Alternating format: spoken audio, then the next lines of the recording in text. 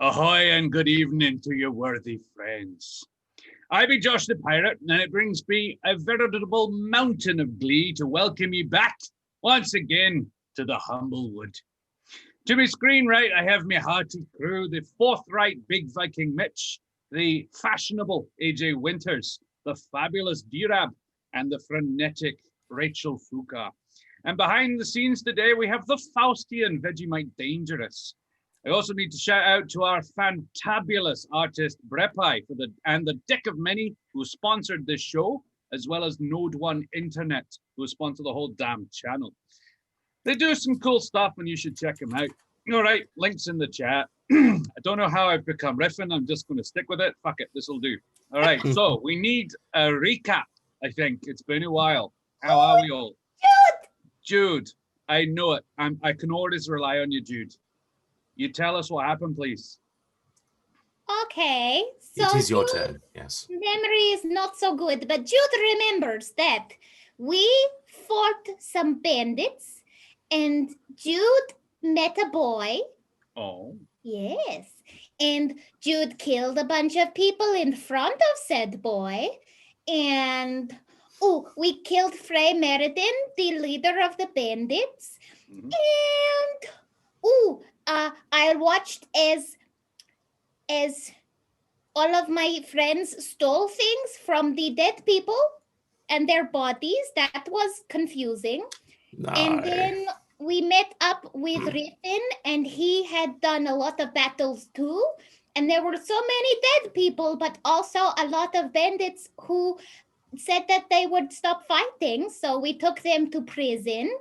And then the Bird Council asked us to meet them tomorrow. So we went and we had baths, and then we went to bed. Yeah. I think that's everything. Yeah, Pretty much. yeah. Generally speaking, if you want any more details, you can check out the Instagram as a recap of the battle from Riffin's perspective. I think it's worth noting, though, just in fairness to Helvig, he didn't steal anything. Yeah, I did not steal, nor did I murder anyone.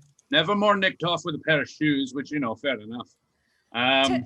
Technically, I didn't steal anything either. I grave robbed. Yes, watched that you too. take Me too. a piece of armor off a dead body. And then I found a bag of gems worth 250 gold pieces that was buried in the dirt in the tent. That nobody knew about. And You you what? haven't told your friends about yet. we haven't told that yet. We're still Who in the doesn't know recap that? dimension. Compartmentalized. We're still in the recap dimension, yes. Yeah. All right. Well, I would remind our lovely, discerning, and gosh darn smashing audience to please like, follow, subscribe, and all the other things. We've got the socials. You can catch up on episodes you missed on YouTube. Mateys, I'll just get you all to do a quick rundown of who the hell you are and what the hell you do. All right. Let's start with Dan today. Oh, wow, I'm first. Hi, I'm Dan, also known as D-Rep in chat and on Roll for Damage's Discord. Come hang out on Discord. There's a bunch of shows on there. And follow all of these guys in social medias, because I myself are not big on social media, professional lurking, but these guys deserve some love, and yeah, just spread it all around. I hope everyone has a lovely day, night, whatever. That's great. Thanks. That's brilliant. All right, AJ, tell us about yourself. Hi, I'm AJ. You can find me on Instagram, where I keep you up to date with all the creative stuff I'm doing, including Monday nights Humblewood and Thursday night Academy of Xandar, where some interesting stuff is going down. But tonight I'm playing Jude Littlefoot. And in the Academy of Xandar, thanks to one of our viewers mainly, there was something of a harrow. Yeah. There was a harrowing situation happened. There was. Good job, Serum. Most of Yeah, my you check characters this. may have died at least once, but Yeah. they survived. That's And great. what will happen next? Find out on Thursday. Right. Then let's have Mitch. Tell us about yourself. Hello, everybody. I am Big Viking Mitch. I almost launched into Nevermore, but I'll do a little bit of a me talk first. You can find me over at Big Viking Mitch on Twitter, where I just shitpost. and share pictures and like things of puppy dogs and kitty cats and stuff like that. And tonight I'll be playing Nevermore, the son of Lazarus, who has learned some things about his father and some things about himself as well. And just one more thing, I just want to say congratulations to you, Meji. I know you're out there watching, so congratulations to you. So thank you. What happened to Meji? Oh, Meji made partner on Twitch. Ah. Very nice. Yes, very hard work, and he's done Yeah. it. So kudos awesome. to him. Good job. All right. And Rachel. Hello, my name's Rachel Fukar, and you can find me on Twitter and Instagram at Rachel Fukar because I spend too much time on the internet. And I also have a podcast called The Beginner's Guide to the Occult, which is a lot of fun. It's about a supernatural investigator who's really, really bad at it. And tonight I will be playing mostly reformed bandit Trish Caper. Sure. Oh, who doesn't like a shiny sword? I'm not judging. Mostly. And guys, I am Josh the Pirate. You can find me and my voice over on the podcast There Be Dragons, where I play the infamous and mean pirate Skern Felspar. And if you like my face as well as my voice, then you can go over to Goa, Game on Australia on Friday nights, where I'm playing a much more demure character called, what is his name? Melchede, that's the one. And Mel's learning some stuff, and things are getting pretty hectic. We're now hanging out with a whole bunch of Warforged. It's going to be exciting. So great, we're all here. We all know who the fuck we are. We're ready. We're raring to go to the final chapter, the final 4 episodes of the Humblewood. How exciting! Spa day or bust, ladies and gentlemen. So Spa day. Mateys, may our looting go unnoticed and all our healing spells always roll max damage as we venture once more into the Humblewood. So, you finished the last session by having a nice bath and going to bed, presumably in the same rooms as the night before. Mm-hmm. I'm just Yes. assuming, yeah? All Dude right, is so, tucked up in Trish's arms again. oh, beautiful, beautiful. All right, so, Nevermore. We'll start with you. Can I get a wisdom check, a wisdom save? Oh, Wisdom save. yes, of course. 1 moment. Wisdom saving throw. Oh dear. Did that roll? Yes, What did we a get? 9. A 9. Good. Fantastic. Good. Wonderful. Wasn't a Doesn't particularly sound high good, DC, but don't sure. worry about it. It's, Okay. it's fine. It's Of just course, what it's fine. wanted to happen. Yeah. It's fine. All right. So I'm going to switch to the voice now. Right. Nevermore. You awaken on a bed of silken sheets, your plumage being gently and expertly preened by an attractive and scantily clad pair of Corvin ladies. Their ministrations have awoken you and appear to have rectified all the damage from the fire of a couple of days before. Cooing at each other about your size, virility, and genius. What do you do? Oh, I engage in coitus rapidly. I mean, I Real, 'cause I'm up for enjoy it. the moment. I enjoy the moment. There is potentially an awareness there that this isn't real, but at the same time, of course, it should be real. Why wouldn't it be? I'm Nevermore. So the room begins to slowly, like almost imperceptibly, it gets hotter in here. Ooh, It's getting warmer, it's getting hot in here. getting intensifying So the heat. Subtly at first, and then more rapidly, as does the grooming of the ladies. Good Lord. Suddenly, one of them grasps your hand in a grip of iron, pinning your wrist to the bed, while the other laughs. Oh, Cruelly jeez. this time, and Oh, Lord. slaps a manacle around your wrist. The world seems to invert. Slavery! I'm not a slave! I'm not a servant! No!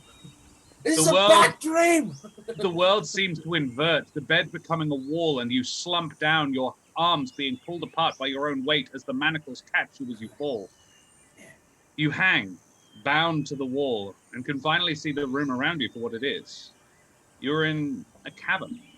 reminiscent of the slime caverns outside Windwing Reach.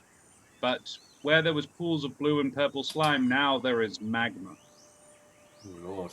The women step back from you, and as they do, their feathers seem to shrivel up and fall from their bodies in clumps, revealing sinuous humanoid forms beneath. On the far wall, you can see a similarly bound figure, another Corvum, his clothing mere shredded tatters of the glorious armor it once was. Armor you have polished with your own hands and even helped the wearer don a couple of times. Father! One of the former ladies smiles maliciously, her grin spreading impossibly wide as she dances over to him. What the fuck have you done with him? As she moves, the music you heard on the road from that particular incident with the fire goblins comes back into your head. She is moving to the same rhythm. Pulling the slumped head of the man on the far wall back to reveal his face to the answer you already dared, the answer to the question you already asked is Lazarus. His ambition and zeal got the better of him, the second creature whispers into your ear. He meddled with powers he did not comprehend, and from his meddling, he has only made matters worse, as our master always predicted. The scarred, burnt, and beaten Corvum eyes crack open, and he croaks out a single phrase. Nevermore! Do not come to find me. What they say is true, and you will only make it worse. Snarling, the creature next to him hefts a steel goad out of the lava and presses it into your father's flesh. No! And you awaken. Scream incoherently. And then I assume I wake up screaming incoherently. No! Father! You awaken, the screams of your father still in your ears and the smell of burning skin on your tongue. What do you do? I immediately push myself out of bed. I storm out into the hallway and I go to Helvig's room. And I smash on the door. Helvig is actually deep in sleep. In fact, no. This is fairly early in the evening, so yeah, Helvig is deep in sleep. Helvig, I'm not going to make you roll for it. He is definitely going to be loud enough to wake you up. Coming. Hold on. Open the door, Helvig! Please! Okay. I rush over. He seems distressed. I open it. Well, what's happened? What happened? I just barge my way into the room and I sit down on Helvig's bed and I just kind of like cross my fingers and just kind of rock back and forth a little bit. I gently close my door. Helvig. Yeah, I slowly walk up to him. You ask a lot of questions about dreams. Yeah. I've just had one and it seemed very real. And I don't know, I feel a little bit better being around you, knowing that you deal with this all the time. And I'm not feeling okay right now. Okay. I go and move to sit next to Nevermore on the bed. I'll move across. Turn slightly towards him. My father was trapped, and I was told not to find him, and that finding him would make things worse. And then there was the music from. You remember when Jude got their brain? Yeah, with that clearing and how like Trish made that sign, like that one. Have you ever been hurt by your dreams before?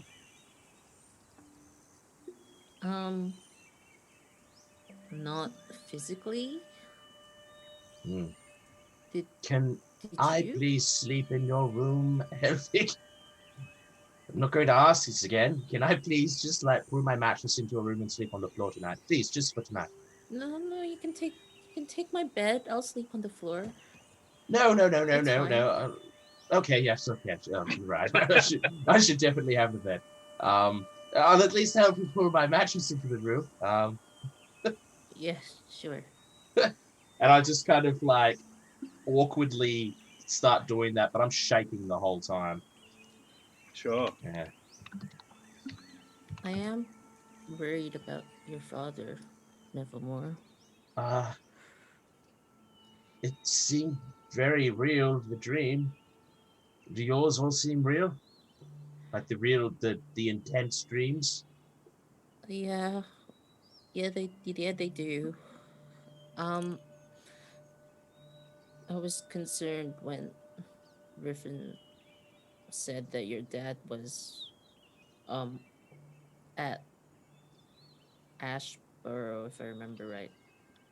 And Yes. Mm. He was here a few days before, and then he departed before we arrived, I believe. yeah, so and I know that you're like close to him, and I know that Trish was saying that your dad was not really like that good of a person, Mm. but but I think he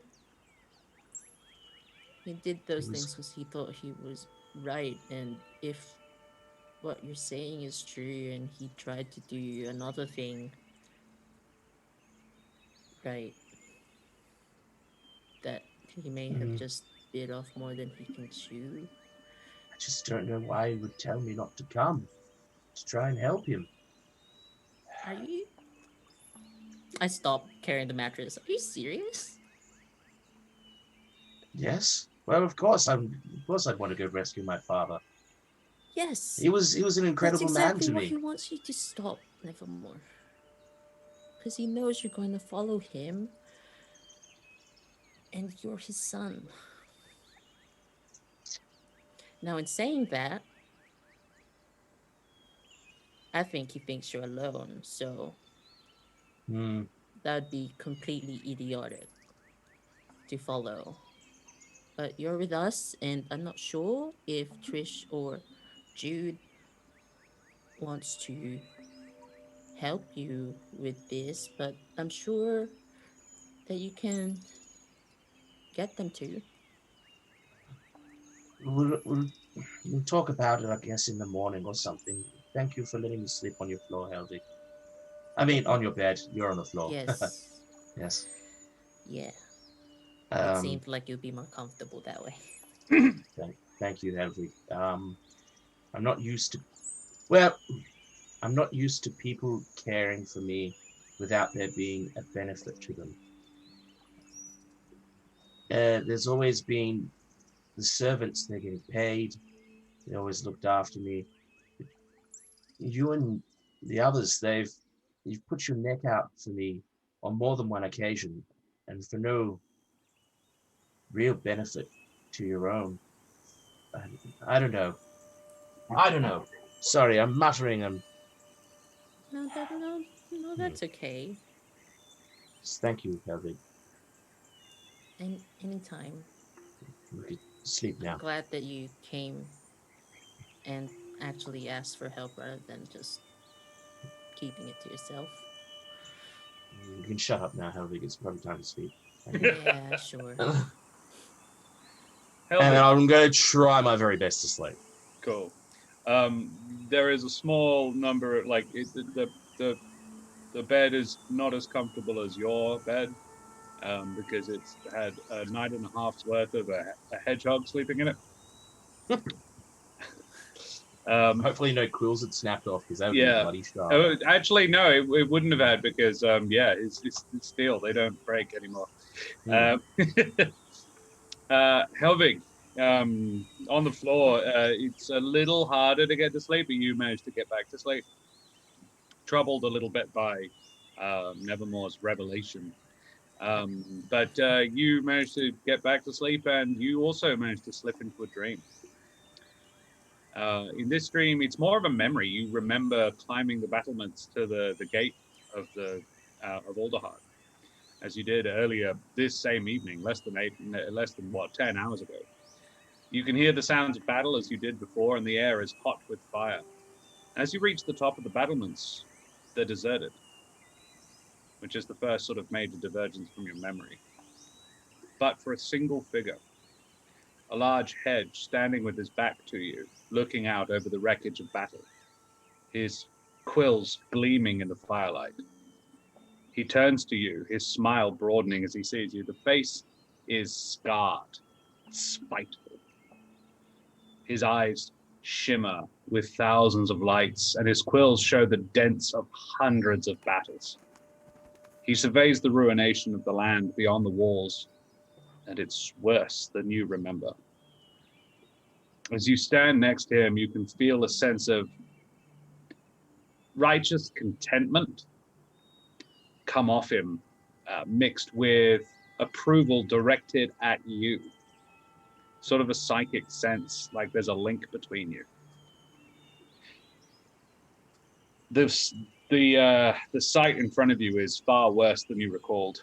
The land is riven with streams of lava and volcanic vents. The slaughtered masses of Alderheart lay in the field. You can make out the bodies of several people you've met here. Fancy and Eliza, Claire and Riffin, and several of the council members are all out there. You can see them. You look back to the hedge, and in his place, you find the head of an enormous creature. A serpentine head, fireflies dancing in its eyes, as before. Its body lost in the smoke behind it. Serpentine would be the best way to describe it. It looks dispassionately at you, and then out again, over the fields. When you turn to look back, the vista has changed. The land is lush and green, and teeming with joyous, riotous life. You look back at the serpent again, and it tilts its head at you, as if it's asking you a question. Can you roll perception, please? Oh, no. Perception. Good. Yes. 7. It's very hard to tell what the question it's asking is. But it's sort of, you get the impression that it's offering you a choice.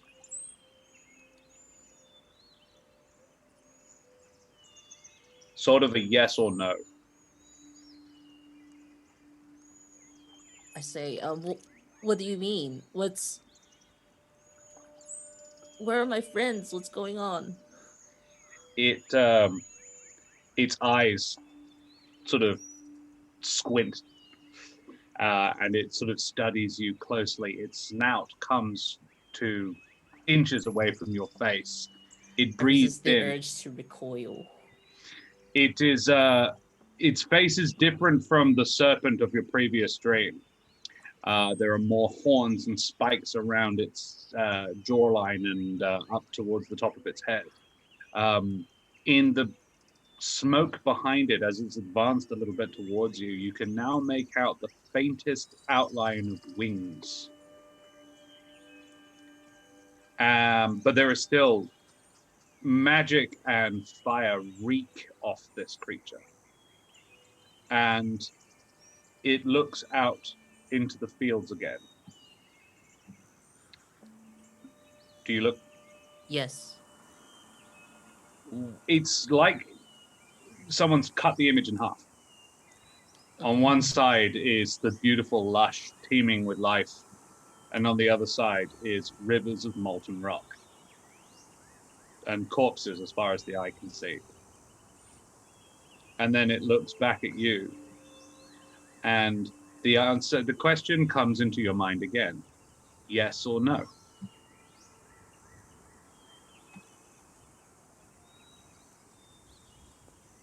Does the vista of the molten rock look like my previous dream? It's not dissimilar. it's not exactly the same place. It's more like what would have happened to that area of Alderheart had the same event occurred. Okay. Does it extend outward? Do I see Nash? No. You two are the only living creatures in that element of it. There is, in fact, there isn't any living sentient creatures in either side, but there's a lot of dead bodies on one side and there's just nothing in the other.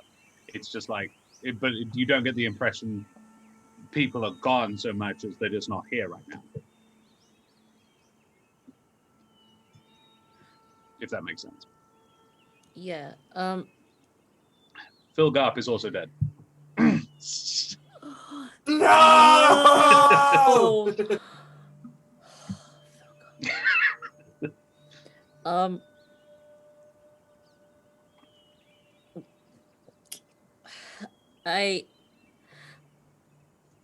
It as you hesitate, it starts to rear back, and you can hear a growling in its throat. Not a growling, more like a rumbling.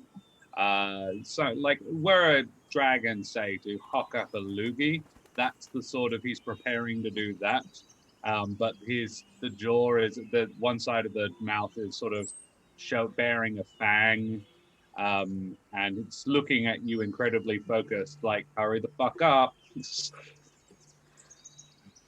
I point at the with my hand towards the peaceful, lush area. It rears its head back, and a gout of flame leaps out of its mouth. And then it looks back down at you, shakes its head. Yes or no is the very clear thought in your head. Whatever. Yes, I don't care. Then it smiles. Dead set. It looks like when Burzon smiles. You're like, oh, that's what a dragon looks like when it smiles. And it bathes you in fire. I cover. No, you don't even need to. It doesn't hurt you or touch you at all. And I cover for a sort bit of, before realizing I don't burn. you can feel it licking around your arms, and it almost feels like it's, to you, it feels like a pleasant shower. And your dreams disperse into significantly less clarity. When you do wake up in the morning, in fact, no, I'll get to that in a minute. Trish and Jude, can I get perception checks from both of you, please? Why not? Perception.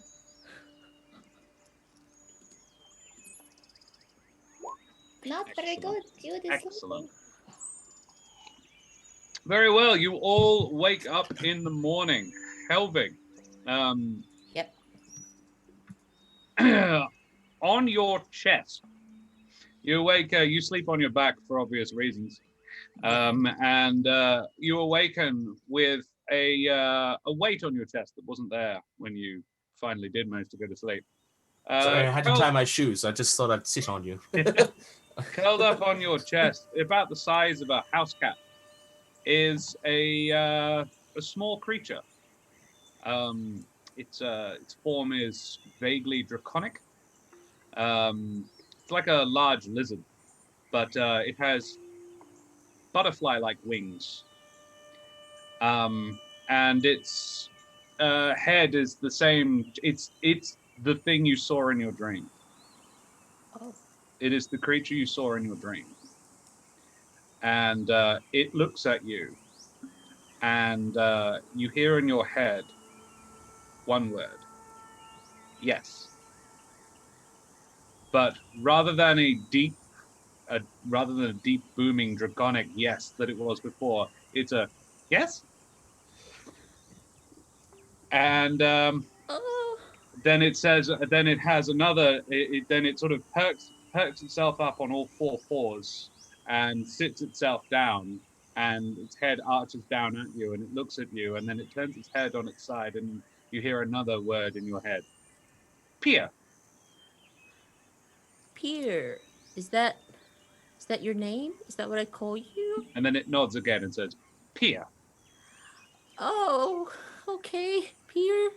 And in its You- eyes, you can see the dancing of fireflies. I was gonna say you're not scary at all, but that kind of That's really ruined it. yeah. Wow. I'm Helvig. Did you know that already? It nods. Oh, okay. I And then it makes a sort of a noise a little like a cat's purr and sort of nuzzles its head into your tummy fur and basically sort of curls itself up around itself and immediately just goes to sleep. oh no. And it's making purring noises the whole time. I stay in the bed. Is Nevermore awake? Not yet. I It doesn't look like he's had a particularly restful sleep, but he is still asleep. am locked in place now. I cannot move. As to not wake up here.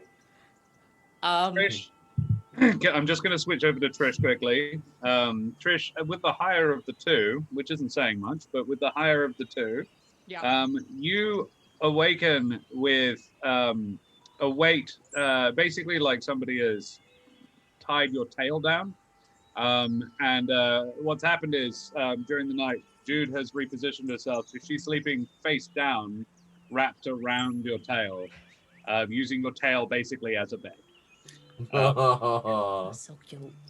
And this is fine as far as you're concerned. It's kind of adorable. And then you roll over onto your back, being careful not to awaken your bed companion. And pretty much like there, about 6 inches above your face, is a knife sticking out of the wall. It's in a couple of inches, and at the tip of it, sort of stuck to the wall by this knife, is a note, piece of Alrighty. parchment. I'm gonna pick the note off the knife and read it. Now, Hmm. the dagger itself, is what you note because you have to get quite close to it to do it neatly, is very nice. It's a very finely made dagger. What a creepy gift. That's mine now. The note reads, "Murderous. Justice will soon find you. Know that you are watched and your crimes will be laid bare."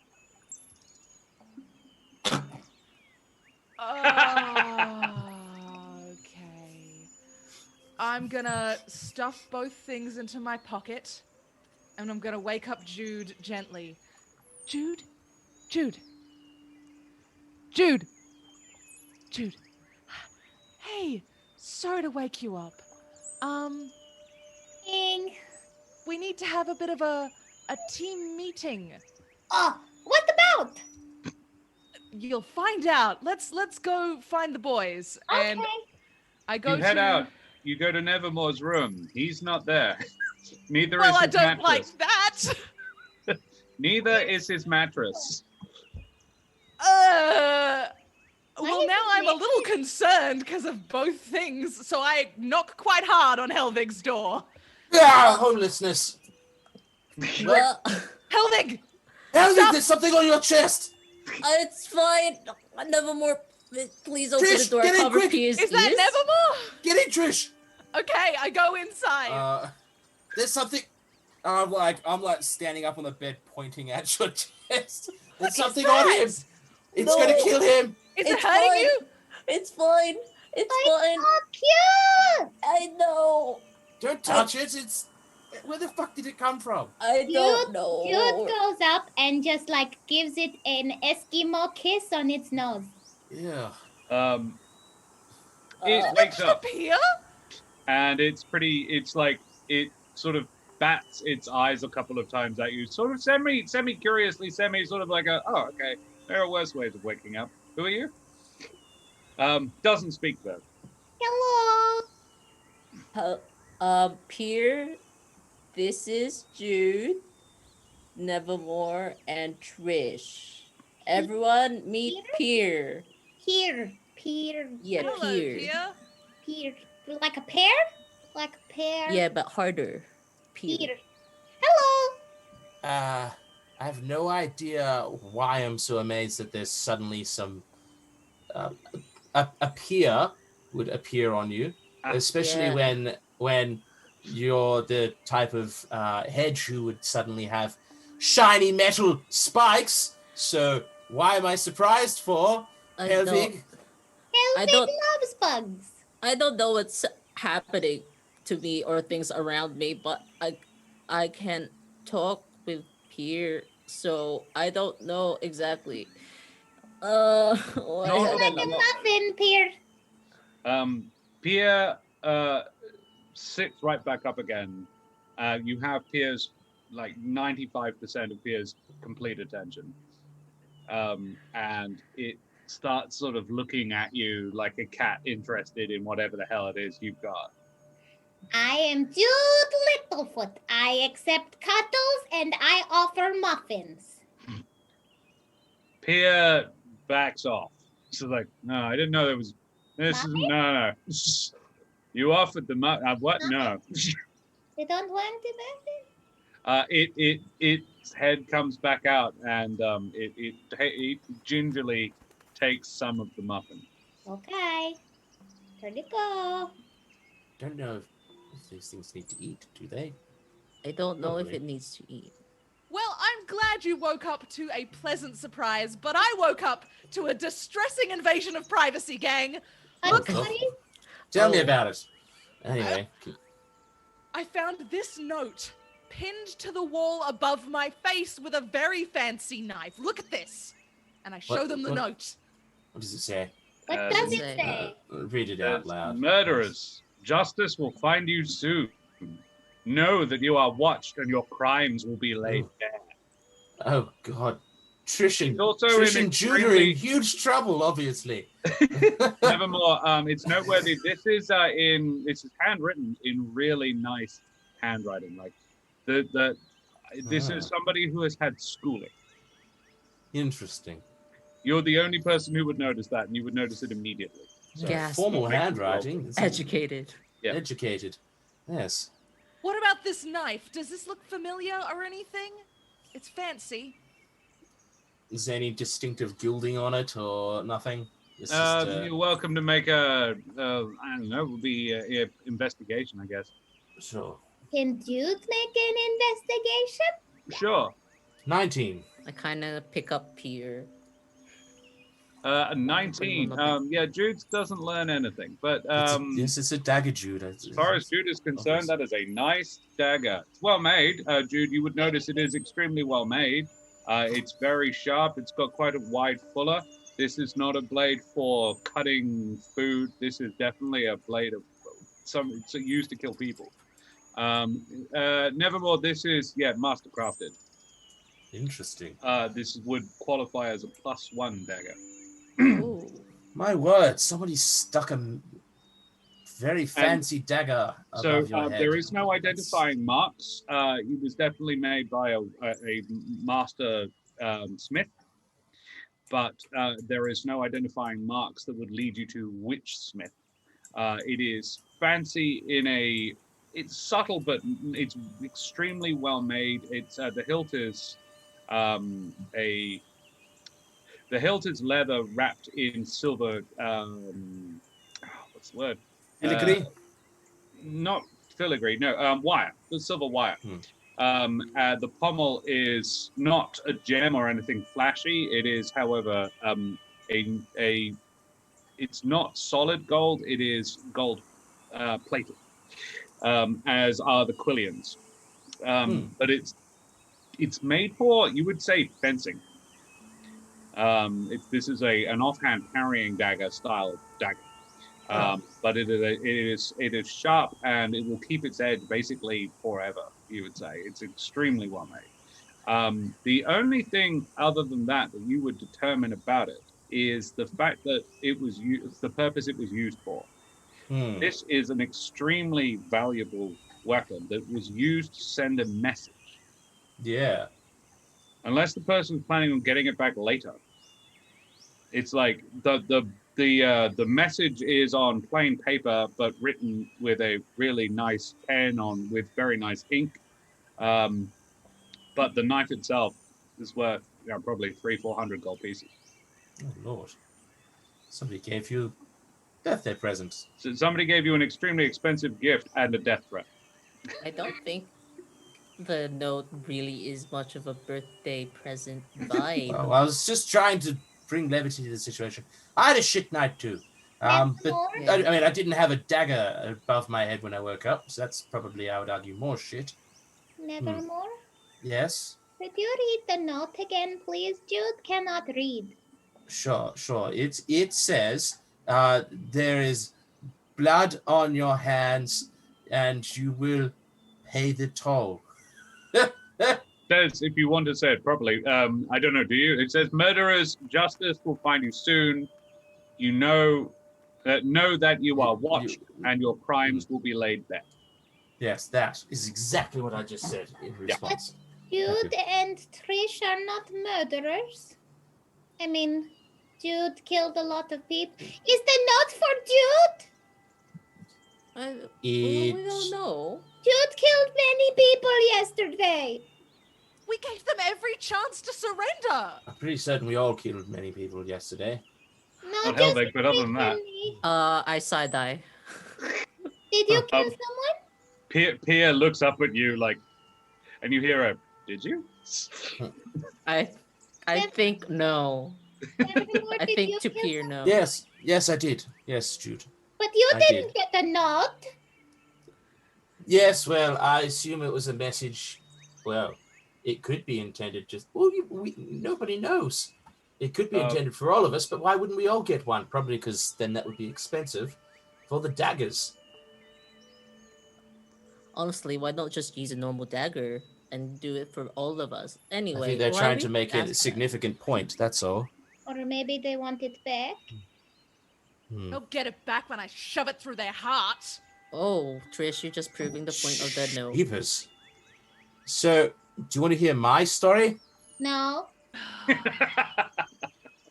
Guys, you really should hear Well, this. yeah, you should probably hear my story this time. Sure. It's about Jude. It's about dreams and how dreams are. Did you have a funky dream? I did have a funky dream. Yes. Look at you. Jude I, had a really cool dream. No, you go first. Yes, I will go first. Thank you, Jude. And you can see that the body language that Nevermore's giving off is incredibly uncomfortable. So I was in a bed and I was being massaged by servant women, and then suddenly one of them shackled me to the bed. Let me finish. Do we really And need to let hit? me- We had death threats. Oh, so you didn't tell me about that part yesterday. Let me finish. I don't want to hear about your Helvig! weird fantasies, Nevermore. What weird fantasy? And then my Well, father weird, was each to there. their own. Oh, your Oh. dad was. Okay, Oh. that's too Well, much. Too much. Stop. Too much.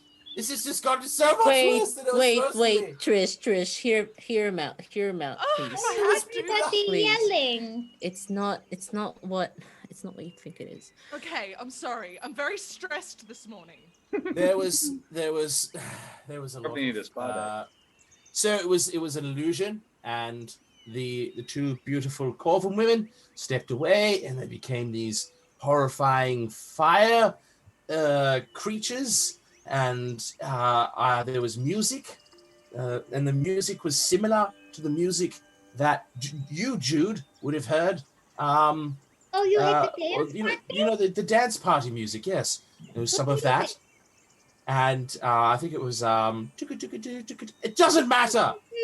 Now- It's going around. And in then all now. so then I looked up and I could see across from me it was my father, quite clearly him, quite distinctive in his incredibly resplendent armor. And then I was warned not to follow him, and that he had dabbled in something that he shouldn't have, and that the people who were the fire creatures, their boss, I guess, was I've already just figured out. I've just rambled off into something. I completely lost track of where I was. Anyway, it was terrifying, and my father, he told me not to follow him, and he said that if I followed him, it would only get worse. So, yeah, father in shackles, being tortured, got branded, there was lava, dancing, music, imp things. I'm sorry, I'm incredibly traumatized. Lots of people telling us what to do this morning. Don't follow me, Nevermore. Why dreams? This is bullshit. Your crimes will be laid bare. I just want to sleep. Do you know what we need? What? Spa day? We need a spa day. Oh, Day! avoiding our responsibilities and people telling us what to do for a day? Yes. Correct. I think that's fair. But we do have one obligation, which is to talk to the High Council. Oh Lord. Is that Nevermore an earlier Nevermore point? remembers what they're called. forget? Well, it's about midday now. And actually, at this point... Oh shit, we're late! well, no, they said at your earliest convenience. I think they actually said about mid-afternoon would be appropriate because it was like 3 in the morning when you got back. True. Yeah, and Fancy actually bustles up, and you hear the prim and proper airs and graces coming down the hallway. Oh my goodness, what is all of this? Oh, Hello? are pets allowed? Do I know if pets are allowed? You don't know, but oh god, Pierre, can you hide? Pierre, can you hide? Pierre disappears. I killed him. Oh my god. You It's can a still magical man. feel it on your shoulder. Oh, great. Helvig, what did you do? Where did it go? He's still around. You don't shush me, you shush. I don't think pets are allowed in here, so I tried to make him go away for a bit. Is he still here? He's invisible? I think so. I really like him.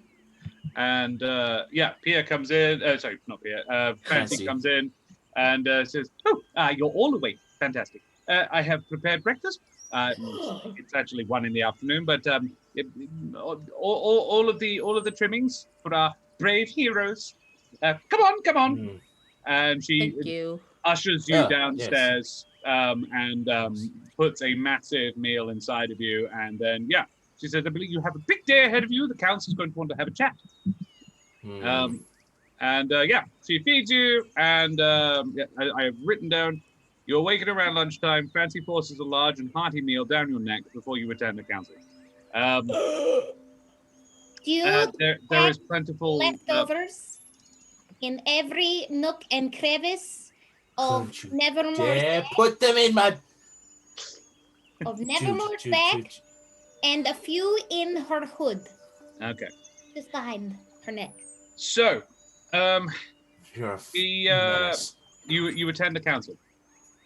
I think that is probably the wisest move before we go in spa day. Yep. We should probably complete our obligations and ensure we don't have more immediately following. Very well. Yeah. You are brought into the council chamber, where once it was quite full. You know, there was the 5 council members, but there was also a lot of lesser functionaries, students of law and so forth. Now it is just the 5 of you. Well, the 5 of them and the 4 of you. So 9. I just want to bring it to your attention. If I spot Riffin at any point in time, I'm just going to leg it towards Riffin. Sure. So just talk to Riffin. Yeah. He is not there, but yeah, noted. Yeah. It is still and quiet. Solemn would be the word. It's almost like there is no room for silliness in here. There is a heaviness in the air, in fact. The Speaker of the Council, Bitter, the graceful Luma, stands with dignity and grace and speaks to you. Brave adventurers, we thank you for your efforts in dealing with the bandit threat and commend your bravery and community spirit. We also appreciate the efforts you have gone to appraise us of the situation in Meadowfen. At that point, the Strig, Mentax, gets to his feet and takes over, Peter ceding the briefing to him. But I am afraid that the council must ask you for another service. As you may know, the Perch Guard are spread thin, and though, through your efforts in capturing so many last night, we have learned the location of the bandit stronghold, there is no way that we could assault it without horrific casualties. As you can attest, the bandits are not to be underestimated, but their threat must be dealt with.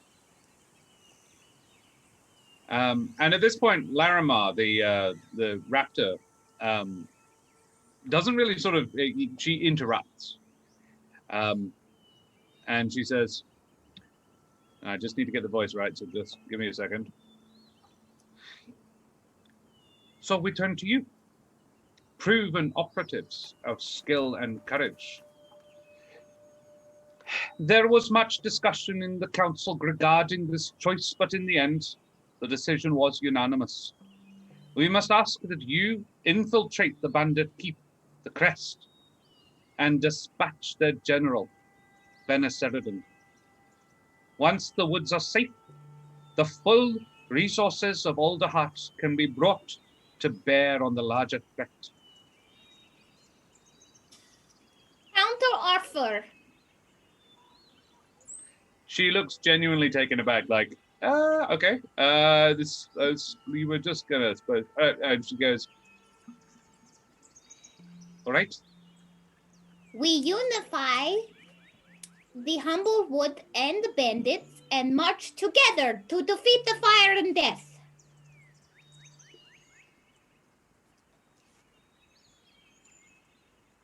Don't mind that idea. And Larimar looks to the other members of the council.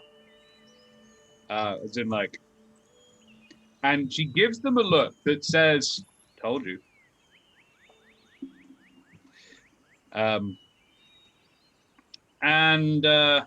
Yeah, she sits back down. Question, if I may. The one of the others, the cleric, Sobel, he said, yes.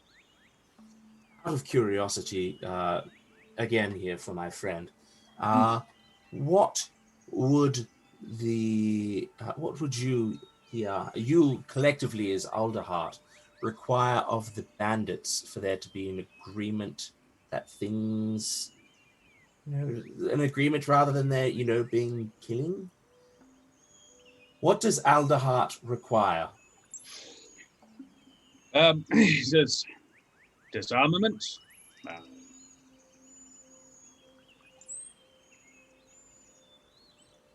negotiation. There hasn't been any before. But you're not against necessarily the idea of negotiating with And Peter says, no, of course we're not. You think we haven't tried, boy? Is that a You lie? haven't had us before. What have you offered them? We have requested a cessation of hostilities so that the larger threat can be... I'll admit, we've never offered to actually work together. But the offer was implicit. Stop fighting us so that we can do what you want us to do. The problem is that they don't have food or weapons, and the people that we talked to last night said that it is very bad conditions for them. So maybe they don't want to help because they don't see a future if they don't fight for themselves. So the priestly Luma, who hasn't spoken yet, his name is Vistar, pipes up and he says, then I think we can easily agree that if you were to broker a peace, that would be an acceptable resolution to the problem. Okay. I believe, however, I can speak for most of my colleagues here when I say I doubt it. We have tried before. We are not warmongers. You will not be the first to try, but if you believe it is possible, then I welcome you to attempt it.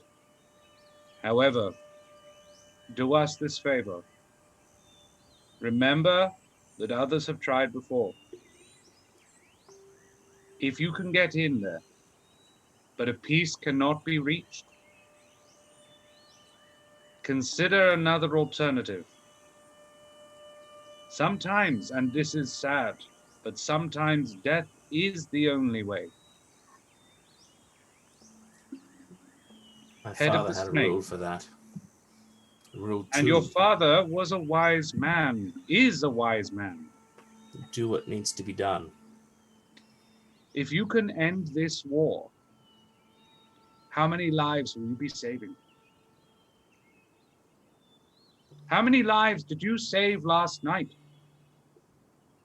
By convincing them to lay down their arms. If you can convince them to do that, fantastic. Bene Seradan is a fanatic. She hates Alderheart. I can show you a piece of paper in her own hand where she states the fact. I would love to see that, actually. And he clicks a finger, and a functionary who's been waiting offside comes out, and he mutters to them, bring the threat, bring the ultimatum. And it is brought out in under 30 seconds, and it is handed to you. And it is a note in Bene Seradan's own hand, demanding that the wording is, Alderheart must cease all violent attacks against the bandits, against the coalition. She doesn't refer to them as bandits, against the coalition. The coalition is merely trying to survive.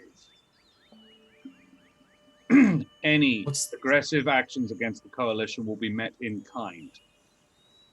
We are striving to fight for our own.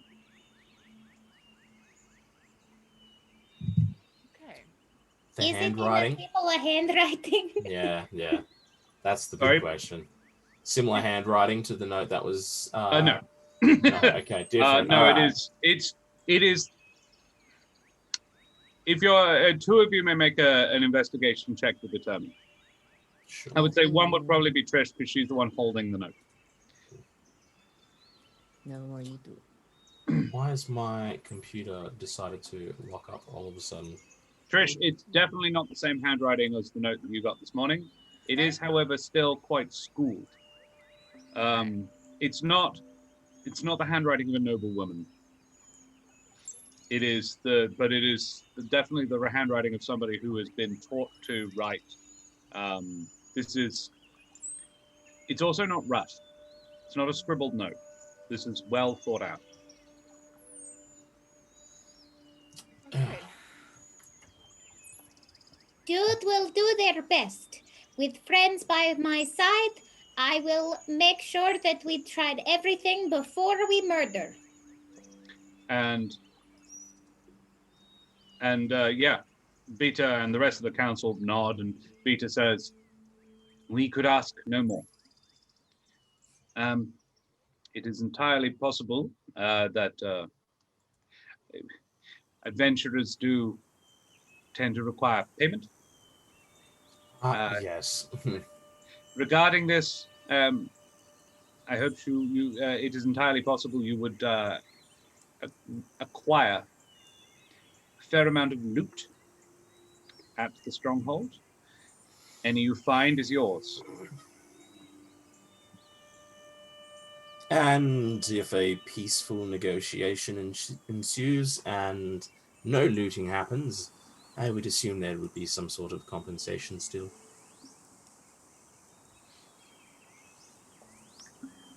A sum of 400 gold pieces, or goods amounting to that, were rescued last night that were not able to be repatriated to their owners due to either death of the entire family line or simply not being able to identify who it belongs to. I would say it was entirely fair to offer you 2/3 of that, even 3/4. 300 gold pieces if you manage to broker a successful peace treaty. Any loot you find if you kill the witch. Seems reasonable to me. Anybody else? Sure. Does the 300 divide by 4 easily? 100 divides by 4, so I assume 300 does. 75. Jude does not math. No, you do not, Jude. Trish, you're quiet. What's going on? I'm happy. You okay? You sound really happy. All right. I'm happy to continue helping the Humblewood and helping Alderheart. But if we're going to do this, we're going to do it our way. Because respectfully, you have been trying for some time and have not succeeded. So we are going to go in and we are going to do our best, like Jude said. But we are going to do it our way. The elderly Strig, Mentax. The rest all look sort of... Larimar looks cross. But Mentax chuckles. And then he looks at Larimar and says, "And I told you." And Larimar harumphs. Which I can't do with a Welsh accent, so I'm not even going to try. Yeah, this entire time I'm just watching the council, not speaking. I Sure. don't trust any of them. Are you looking for anything particular, Helvig? Yes, did at any point were they I forgot the word, like not like sincere. Insincere. Yep. Roll an insight. Please. Okay, that's fine. Insight. Bam. 19. Yes, Helvig. As far as it goes, you can tell they're all that you don't think any of them are being deceptive with you. Okay. Larimar doesn't believe peace can be achieved. Not without the death of Benisaridan at the very, very least. Most of the council are Larimar. She's not blood hungry. She just genuinely you get the impression from Larimar and from looking at her, she knows how to handle herself. Of the entire council, this is the one who has any military training. You can easily assume that a couple of the others are very capable wizards or magic users. But in terms of actual combat, where she's been at the sharp and pointy end, Larimar is the only one of the council who's actually been out there and seen some stuff. She has the look of ex-military. And so it's just a soldier's wariness of a peaceful solution when one has already been tried. And they did try it, like As far that's as I what they've know. said, and it does sound like they're telling the truth. Okay. The others are open to the idea, but have similar differing levels of hope / disbelief that it'll work. Mentax obviously is fully behind the plan and kind of quietly hopeful. Beta is a little less so, less positive, but equally hopeful. And the others are like, yeah, great. If you can do this without blood on any further blood, fantastic. If Okay. not, yeah. Thank you very much for your time. Unless Thank you. there's anything else you'd like from us? No. Do you have a timeline on when you're likely to leave? I'm not trying to rush you out of the city, but... Well, we were hoping to have a day off tomorrow to unwind somewhat after everything that's been going on. But after that, I do believe we'd probably be able to set off. We should probably discuss as a group. I shouldn't be making decisions for everybody. No, that there's a few seems things right. I need to do around Yeah. before we go. Yes. So we shall depart, not tomorrow morning, but the morning after. Very well. Understandable. Marvelous. By the way, if you see Riffin at all, can you please tell him that Nevermore's looking for him, and to find him at the the Blade and Talon. There you are. Fancy's the owner. Hmm. I kind of need to speak to him about something.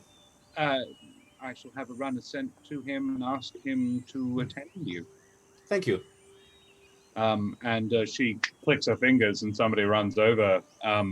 It's a small Vulcan, you would guess no more than 15, 16 years old, a boy, and she whispers in his ear and he nods respectfully and runs. And yeah, he shall attend you at his own convenience. I don't order the man around. Of course not, no. He'll come. And so she stands again and bows and thanks you for your time, and yeah, you can go. All right. So basically, I'm not going to role play the shit out of this, but is there anything it's about 2:30 in the afternoon. Do you have any shopping you'd like to do? Anything you'd like to do? Yeah. Who do you want to go around? What order? Well, hands up. Who wants to do stuff? Rachel, we'll go with you first then. You were fastest. I would like to buy some arrows because I'm running low. Sure. Yeah.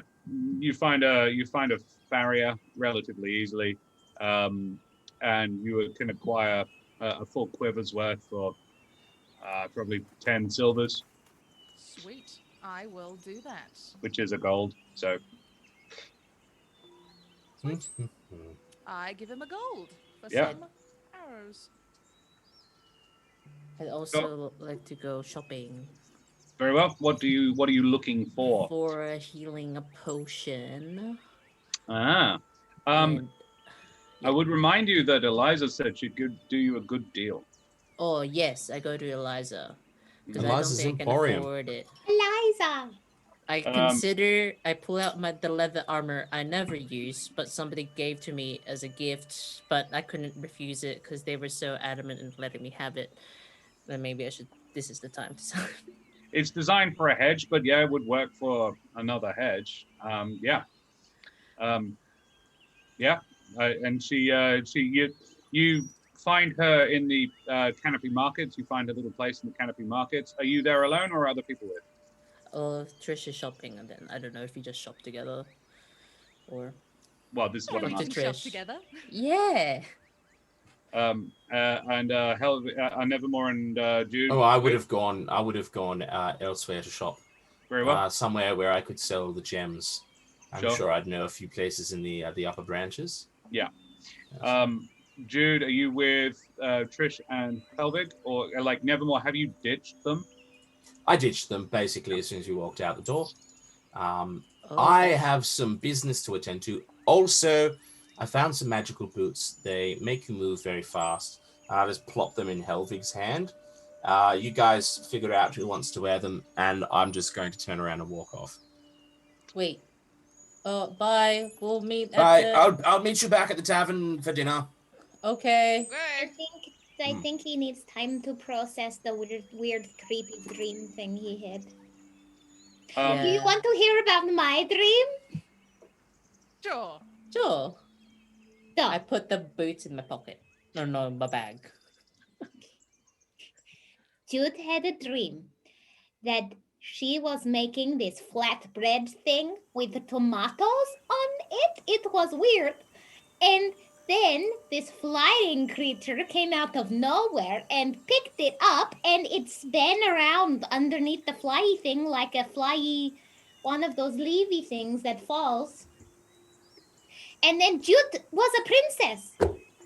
What a strange dream, right? Wow. Were you the princess the whole time, or was it like the big reveal at the end? I think the flying thing that stole my flatbread thingy, I've got to come up with a name for that.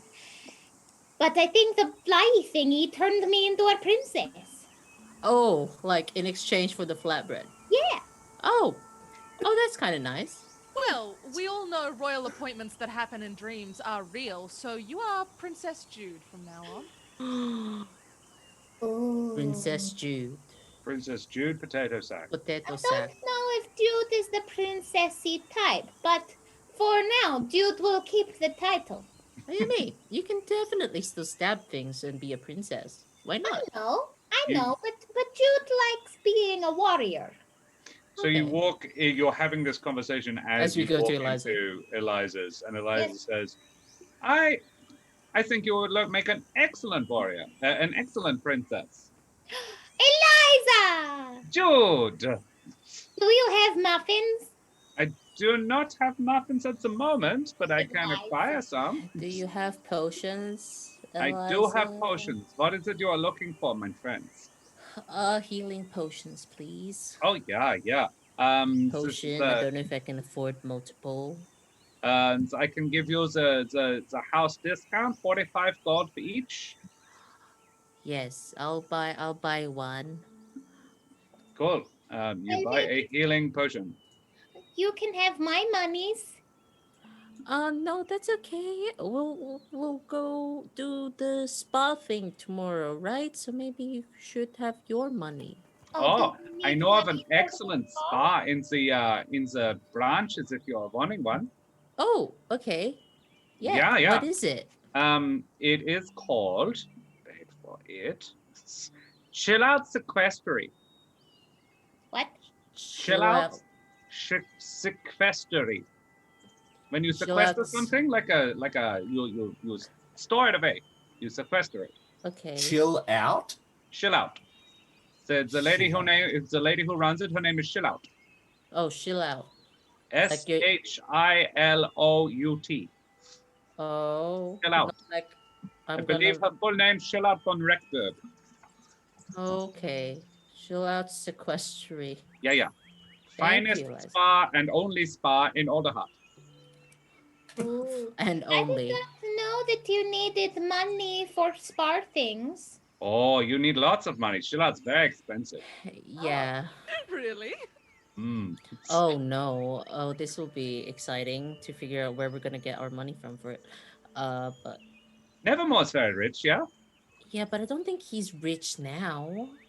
Oh. Nevermore has all of my gold. Oh. Oh. Well, if you can Where did all get this him, gold come from? if you can I'm get him rich. on, if you can get him on, find some of it. I have some very fine pieces here. If you are wanting some, I have what do you have? I have managed to, in my short time here, acquire a small number of magical items. If you are wanting some for your adventuring purposes, can I get each of you to roll 1d10? Oh. Okay. Right. And also, can I get the first 2 people in chat to also roll 1d10? Each of you, meaning myself as well. Speed. No, you're not here. Oh. Okay. I mean, it's a D10. I'm sure it's fine. I'm sure it's Jude Hey. fine. was never meant to Six have and magic. Fun. Roll, yeah, that one, but with an exclamation mark in front of it. No gaps, Newton scan. So, No soft gaps. No. 7 and 4. There we go. 7 and 4. Thank you, everybody. 7, 4, 8, 1, and 6. Okay. Oh, so all different numbers. she says, so we have these are some boots I managed to find actually from my homeland. These are aileron boots, which are functionally boots of Elvenkind. So it's like bonuses to stealth, I believe. Are they sneaky? They are very sneaky. You can be extremely quiet when you are wearing them. Jude would need that. Yeah, that actually might help you. Then there is the efficient quiver. I need to look up what all of these do. This is silly of me. I should have. Yeah, do you have like a manual for each item? Yeah. The efficient quiver, I am going to make up what it does. The efficient quiver Fair. never runs out of arrows. Whoa. Ever. Ooh. I just bought Whoa. arrows, but ooh. She shows you inside and it's empty. And then she says, might I borrow your bow just briefly, Trish? All right. She takes the bow in one hand, swings the quiver over her shoulders, reaches back and pulls out an arrow. Ooh. Whoa. And she's like, it's good, yeah? Good. Even better, she shoots it into the wall and it stays there for about 10 seconds and then it disappears. like that. Yeah. Wow. Zanza is this little one, and she goes and gets a box, and inside is a jeweled necklace with a little feather on the end of it, made of silver. She said, "This is the feather token. You wear it, and whenever you are falling from any height, you'll slow down. You fall so that you never hurt yourself." No. Shut up, Eliza. No way. Yeah, I know, right? Zanza is oh, that's the same thing. Never mind. More than one feather. The last one was a 7. Yeah. This is just a vorpal sword. This is a Zanza spear of is annihilation. this one over here. This one over here. And she gets it. This is it's a small silver statue of a raven.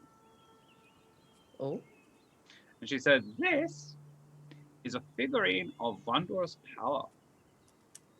Oh. And then she turns it upside down and shows you on the bottom. It's got a 3-word command. It says, "Activate, I bid thee," which is 4 words. So I apologize. 4-word activation command. And it says it's in birdfolk. And she says, "You say it. You say that phrase. Don't say it, otherwise the thing happens." And it turns into a raven. A live one. That obeys you. Like a miniature version of a corvid? Well, so Josh, just birds are a thing in this world. Yeah. There are actual birds as well. She said, "This is quite an expensive item, but most of these are actually fairly expensive, but I give you a discount, of course. And the bird token is, with your discount, I would sell 450 gold pieces. The efficient quiver is quick mental maths. Sorry, which one was the first one? Sorry. The first one, the 450. Ellerin boots, the sneaky boots. Oh, yeah. Sneaky Okay. boots. I can do Sneaky your boots. 180. 180. Oh, 180. Okay. These Yeah, pretty it's good 450 price. for the statue. Oh, okay, thanks. Yeah. Thanks, Mitch. The statue is 225. I do 225. Not a penny less. 225 I can do. On the efficient quiver, this would be, I could do 310 Okay. for you. It's good friends. Eliza, Yeah. do you have a bag? Yeah, I have many bags. You are looking for a bag, my friend. Yeah, I do not have one.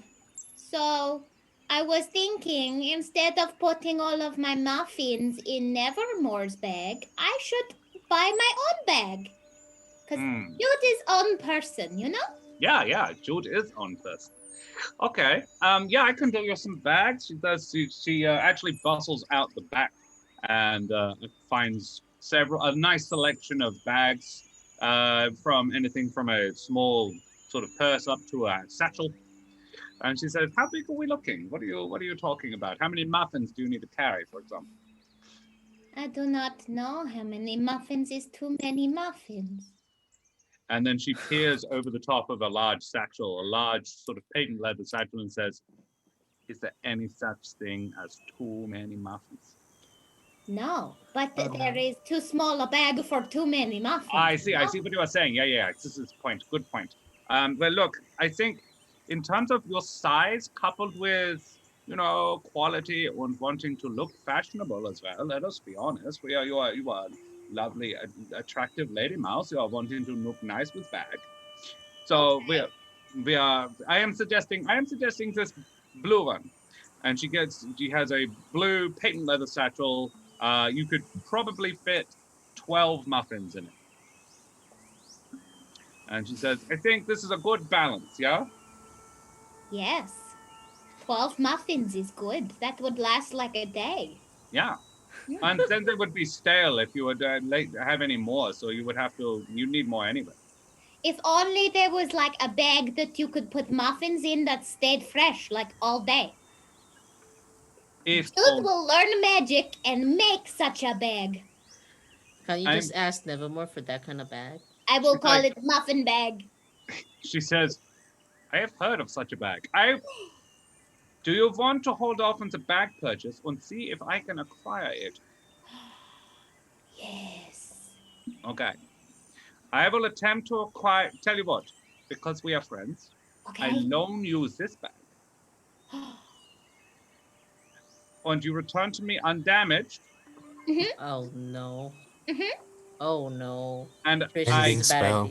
idea. I sell you a bag of muffin preservation when I find one. Okay. Done. Deal. This is good because Jude has no money on her. So I will take bag for free. And I praise Gaspard. I will not damage the bag.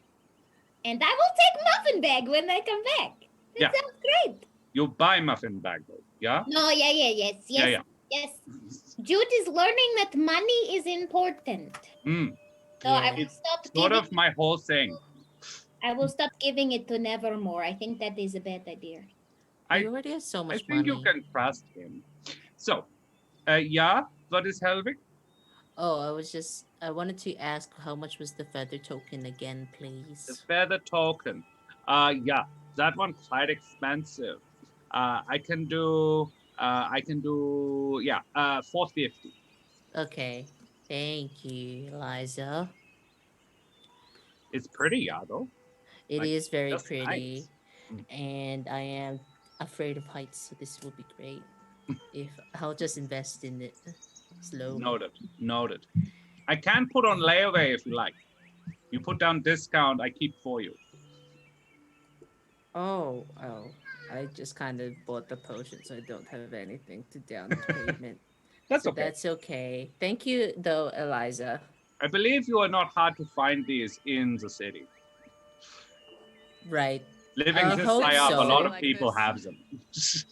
Yeah, but yours is cheaper and better. Yeah. Okay.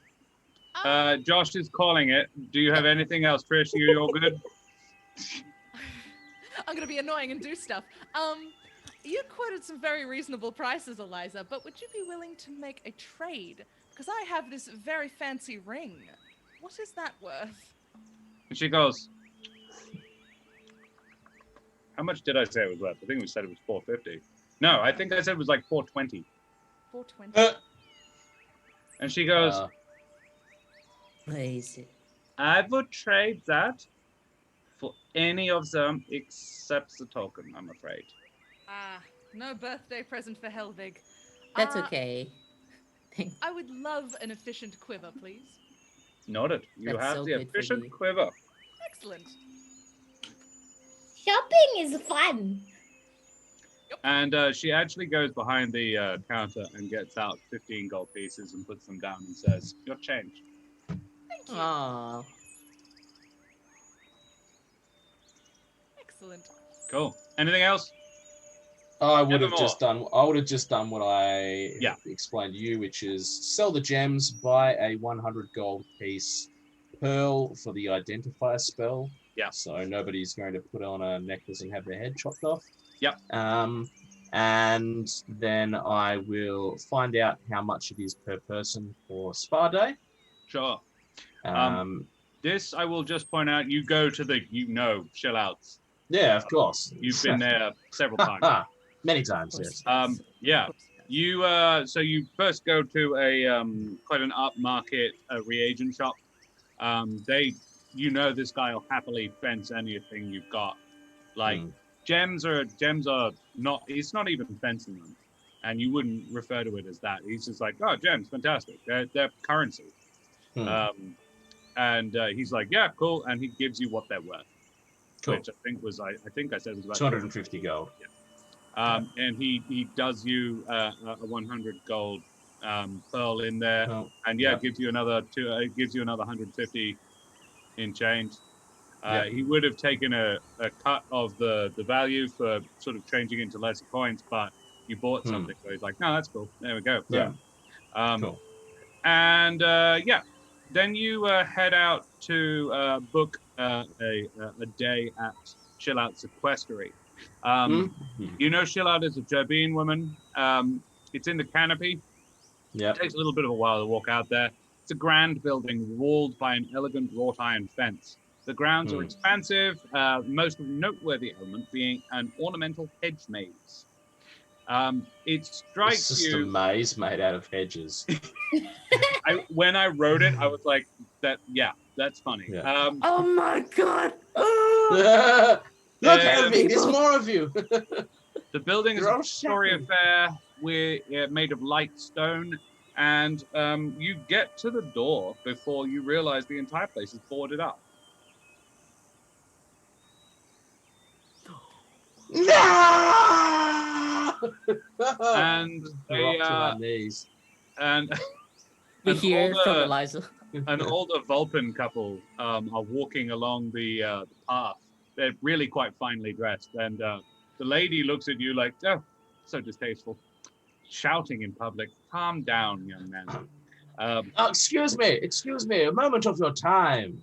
And Yes, the husband, however, looks far more like, "I know, right? Hmm. It sucks. Hey." What on earth happened to Chill Outs? I'm sorry for interrupting you. You're he walking. says, "Yeah, the poor dear closed down a couple of weeks ago now. Family troubles, I heard. Business declining as well with all the raiding and that. Not enough money in the city to afford the girls' prices anymore." Where would Chill Outs be now? Where? Oh, well, I heard she had family down in Winnowing Reach, so I think she may well have gone down there to stay for a while. Nevermore just starts making this high-pitched kind of whining sound. Hey, thank you. Sure, I'm sure when the roads all open back up and, you know, all the trading and everybody, you know how it is, everybody's tightening the purse strings a little bit. Shut up! I'll just storm off. And he's like, Bullshit! I wanted a spa day! It's personal now. We have to deal with the bandit problem for spa day. Yep. I will storm my way back down to the tavern. Anybody that gets in my way, I will just barge past.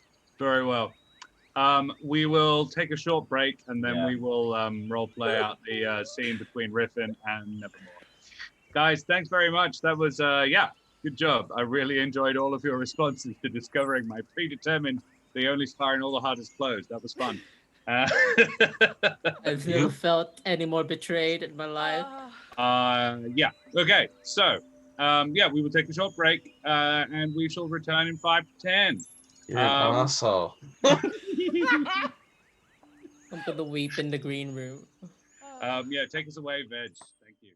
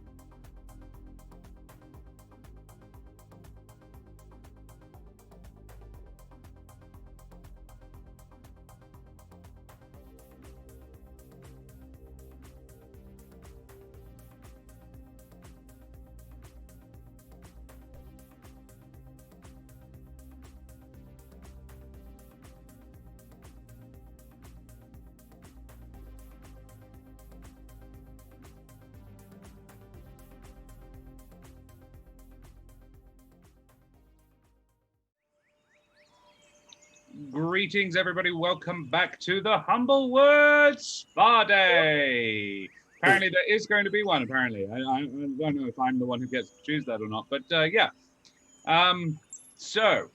We have we're back. It's good to see you all. Stick around. Thank you so much. You will be pampered. Don't worry. Trust the dungeon master. It's gonna happen. It might not be today. It might not be tomorrow, but soon and for the rest of your life.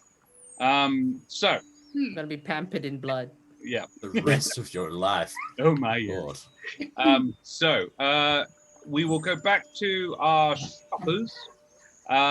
Jude, Trish, and Helvig, you emerge from Eliza's Emporium, having had air kisses on both cheeks from the what's the word I'm looking for? The replete Illyrian friend of yours.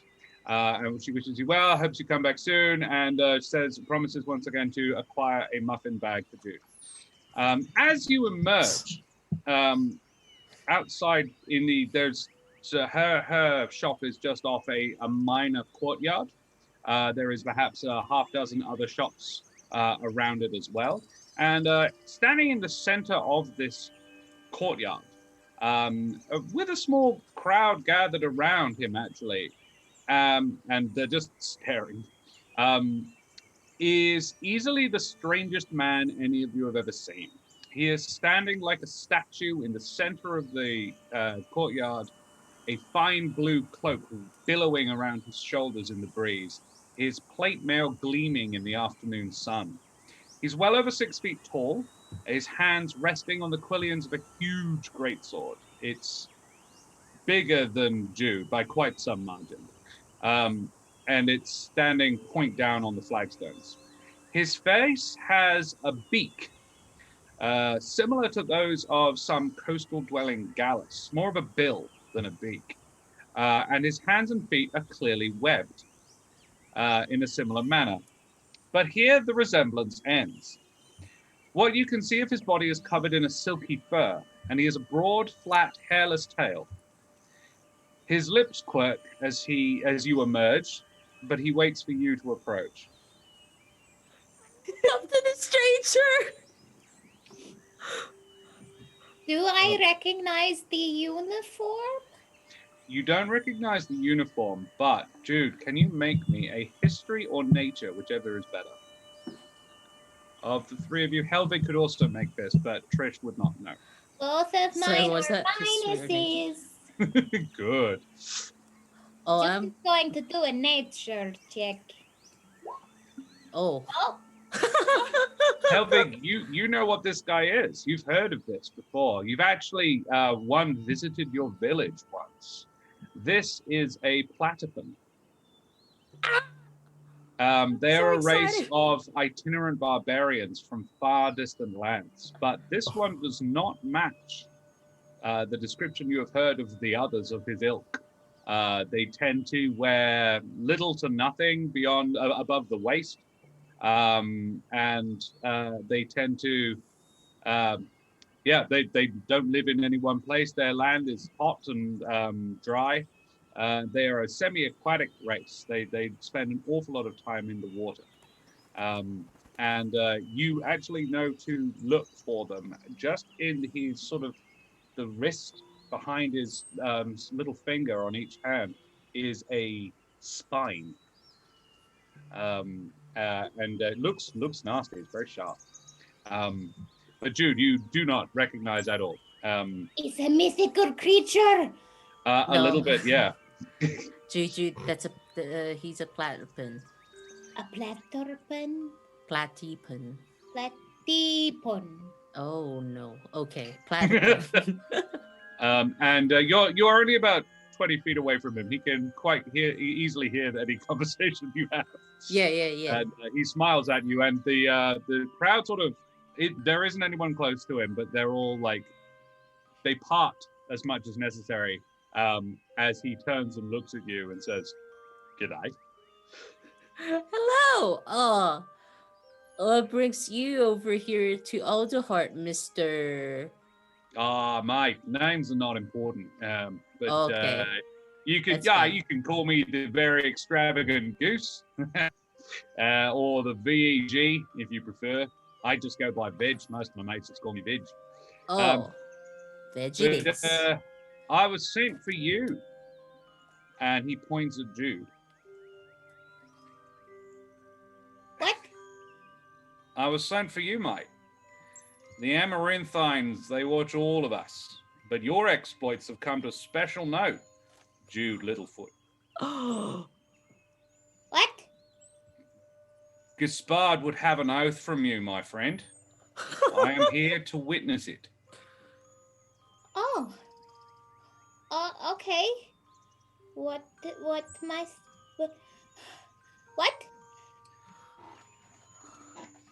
ex- wants an oath? Gaspard wants to hear from me? Yeah. Helvig, what's happening? Helvig, what's happening? I just got here. What's happening? There's a platypin, and Jude has to make an oath to Gaspard, and the platypin is a Gaspard paladin too, I think. Shh, they're talking. Yeah. And he turns to Helvig and says, right on all counts, mate. Good job. Yeah. Nailed it. Have I met you before? Nah. Is he mad because I stole my brother's uniform? Nah, mate. Nah. Ah, you're doing good. I am? Gaspard thinks you're doing very well. Oh, okay. He thinks you're due for great things, Jude. And he wants me to hear your oath. What you swear to do. How you plan to use your powers. The powers he grants us. Okay. I will sing my oath. Is that okay? Can I sing my oath? That's fucking perfect. Okay. Could you give Jude like a minute of time? No, you take it, mate. Take as long as you need. Um, Mine was hectic. I remember doing mine. That was yeah. It comes a little out of the blue, I know. Yes, it's very out of the blue. Jude did not see this coming. Wait. Okay. Are oaths very intense? Everyone else that's not Jude. Yeah. Mm, if anybody feels the power, go with it. Oh, okay. Right. The power, yes. Exciting. Sure. Oh, yeah, mate. Fascinating. He looks at Nevermore and says, mate, you'll feel it. I'm no cleric. I'm not Okay. making promises I don't plan to live up on. All right. All right, little mate, you ready? Jude is very nervous, but I will do my best for Gaspard, okay? All right. Okay. Good luck, Ooh. Jude. Okay. We're right here. Flipping fingers at the ready.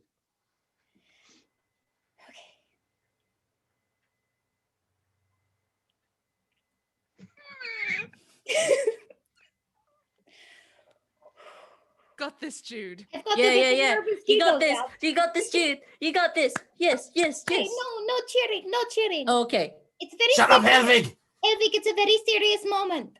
Don't fuck this up. You've got this. Sorry. Okay. Sorry. Jude's going to be the very best, like no jerk been before. Dun, dun, dun, dun. To fight and stab is my real test for glory and my God. Now. I will travel across the land with my friends by my side. Dun, dun, dun, dun. For destiny is in my sight. My power is inside. Paladin. Gaspard, it's me. I know it's my destiny. Paladin. I'm with my best friends in a world we must defend. Paladin. I have a heart that's true. My courage will pull me through. You teach me and I'll praise you. Paladin! Gaspard, my God, hear my oath. Paladin. Oh, That was amazing. I don't know what came over I me. felt it. Wow. I felt So it. exciting. I felt Oh. it. Fucking told you. Oh. Felt the power, buddy. Then he has clearly no eyes for anyone but Jude. The veg, he kneels before you and bows his head. Then he looks up and his eyes meet yours. And he says, "Welcome, sister. Good job." And then he reaches into his pocket and he pulls out, it's a pin. And you can see one is shining, holding his cloak around his shoulders. And he hands it to you. And he says, "I was honored to witness it. If you need me, squeeze it." What? You squeeze the pin. Squeeze the pin and say my name. And I'll come as soon as I can. What is around you? Sorry. Mr. Goose? That's the one. Okay. Very extravagant goose. Yes, Mr. Goose, I will call your name if I need you. No, it might. I can't like teleport. So, but I'll get there as soon as I can. Sort of I'm around. Oh, okay. And if I can't get there, I'll send to you. It's more for advice. Let's put it that way. Jude always Okay. needs advice. Jude has weird dreams sometimes, and Jude doesn't know if they are Gaspard-driven dreams or if it's just Jude's imagination. That So- I'm sorry, is that not what I should ask your advice on? No, that's not. You'll know if they're Gaspard dreams. They tend to be quite vivid. Jude did have one once. They tend to make a lot of sense too. Like it may be clouded in a little bit of metaphor, but it's not like, for example, I don't know, you're crafting some sort of weird Flatbread? food stuff, and then I don't know, a creature picks it up and you become royalty or something like that. You know, that's sort of wacky. Did you have my dream? You dreamt of the same dream. Oh no, sorry. Yeah, that one's a Gaspard dream. Sorry. Yeah, that was just the first thing that came to mind. But yeah. No, that's the one you get when I rock up. Oh, you're the flying Well- bird thing, and it is a metaphor. The flatbread is the pin, and the princess is the Alfie thing, right? Nailed it. Got it in one. Jude gets it. Flatbread tree. Yeah. Nerds of the West, welcome, by the way. Nerds of the Breast. Yeah. Welcome. Finger guns. Pew, pew, pew. You've just witnessed the oath of, well, no, you just missed the oath, unfortunately. You just missed Jude's oath of glory. And Veg, the paladin, turns to you and says, well, my friend, I've got my own quest. So, yeah, like I said, if you need me, give us a shout. Okay. Word of the wise works once a fortnight. So don't burn it too often, yeah? Oh, Terms and conditions apply. Oh, wow. Jude understands. Gaspard will guide me, and I will Yes. make the right choice of when to squeeze the pin. Gaspard's got your back, and so do I. You meet any other Gaspardians, we all have your back. There are a few Gaspardians from homeland that might not feel the same, but All right. Then they're not Gaspardians. wow. No, as in like, yeah, it's not unusual for people to worship Gaspard. He's a Non-believers. Amaranthine. But they're not paladins of Gaspard if they don't bought the back of another paladin of Gaspard. Jude Take my point? is officially a paladin of Gaspard. Damn straight. Put We it there. need to celebrate. We need many muffins. Does Jude get a title now? Yeah. That is for each to decide for themselves. Okay. I just go by veg. No airs and graces here. Look, guys, I'm going to head. Jude, it was a pleasure. Okay, bye. Then he jumps off the branch and falls. Oh my god, I run to the railing and watch. And he's diving. I push Helvig. No, I'm joking. I'm joking. Helvig got the... Oh, you didn't get the feather token, no! You can see probably it's quite a way down, but you can assume he's probably got a solution for this. I lose sight of him. Don't worry, you can Gaspard see will save him. you can see all the way down. Yeah, he gets to within about 30 feet from the ground, and then he disappears and reappears on the ground. Whoa. Wow. Gaspard is a mighty god. And then he looks up and walks away and actually dives into a river and swims away. Cool. You return to the place unless you've got anything else to do. Please have nothing else to do. Nope. Yeah, nothing else. Cool. You return to the place and you find Riffin having a beer at the bar. I mean, probably while we were walking, if I could very quickly. Congratulations, Jude, I think. It sounds like you're like a formal paladin now, yes. I think so, yeah. Well done. It's really nice to know that Gaspard respects my decision of abandoning my family and stealing from them and murdering people. But Good I on think you. it is for good reasons because I am making the world a better place with you guys. Yeah. I like it. Oh, hello, Riffin. Hi, lad. I was told you wanted to have a word. Yes. So I had a dream that I think was more than just a dream. It was more of a vision. And my father was in it, and he was held captive by some flaming... and I just try to, because I vividly can remember because of my keen mind, vividly describe the Sure. creatures that I saw.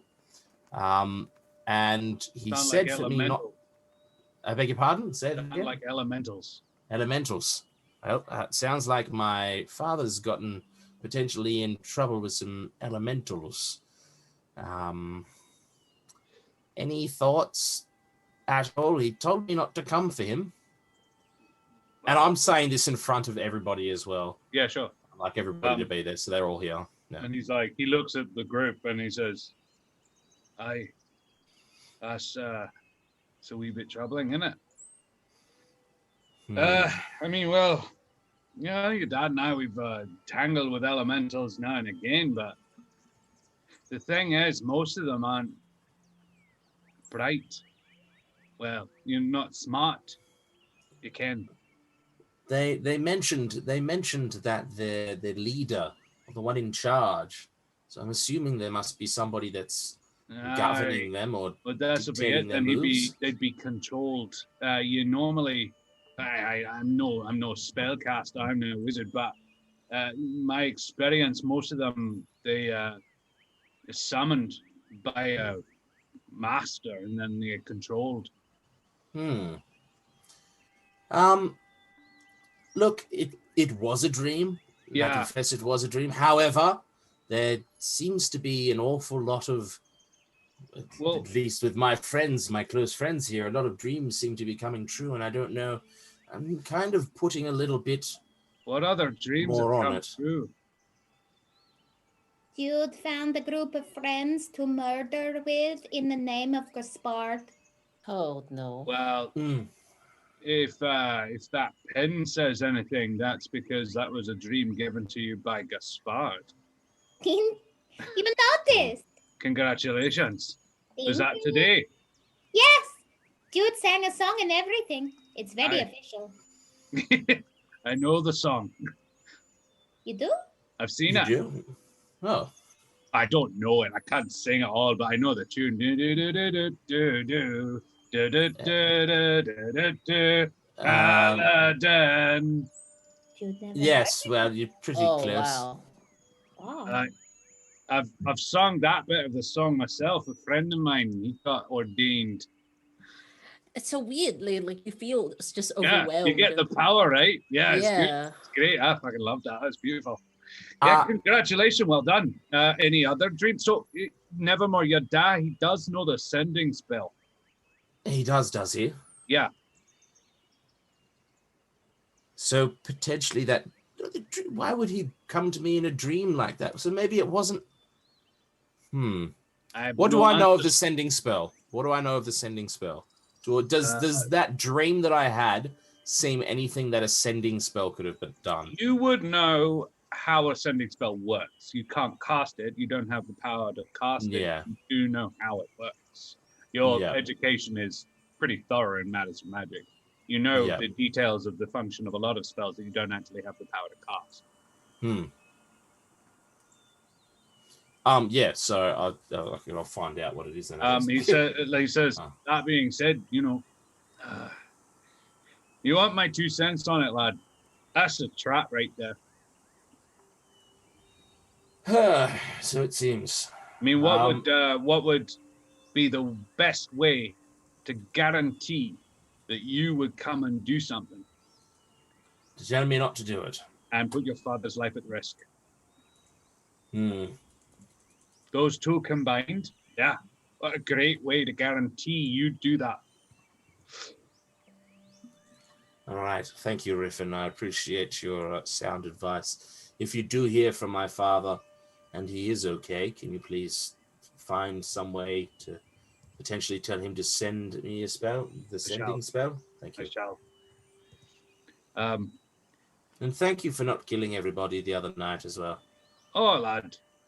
No, you were right. And as your friend here said,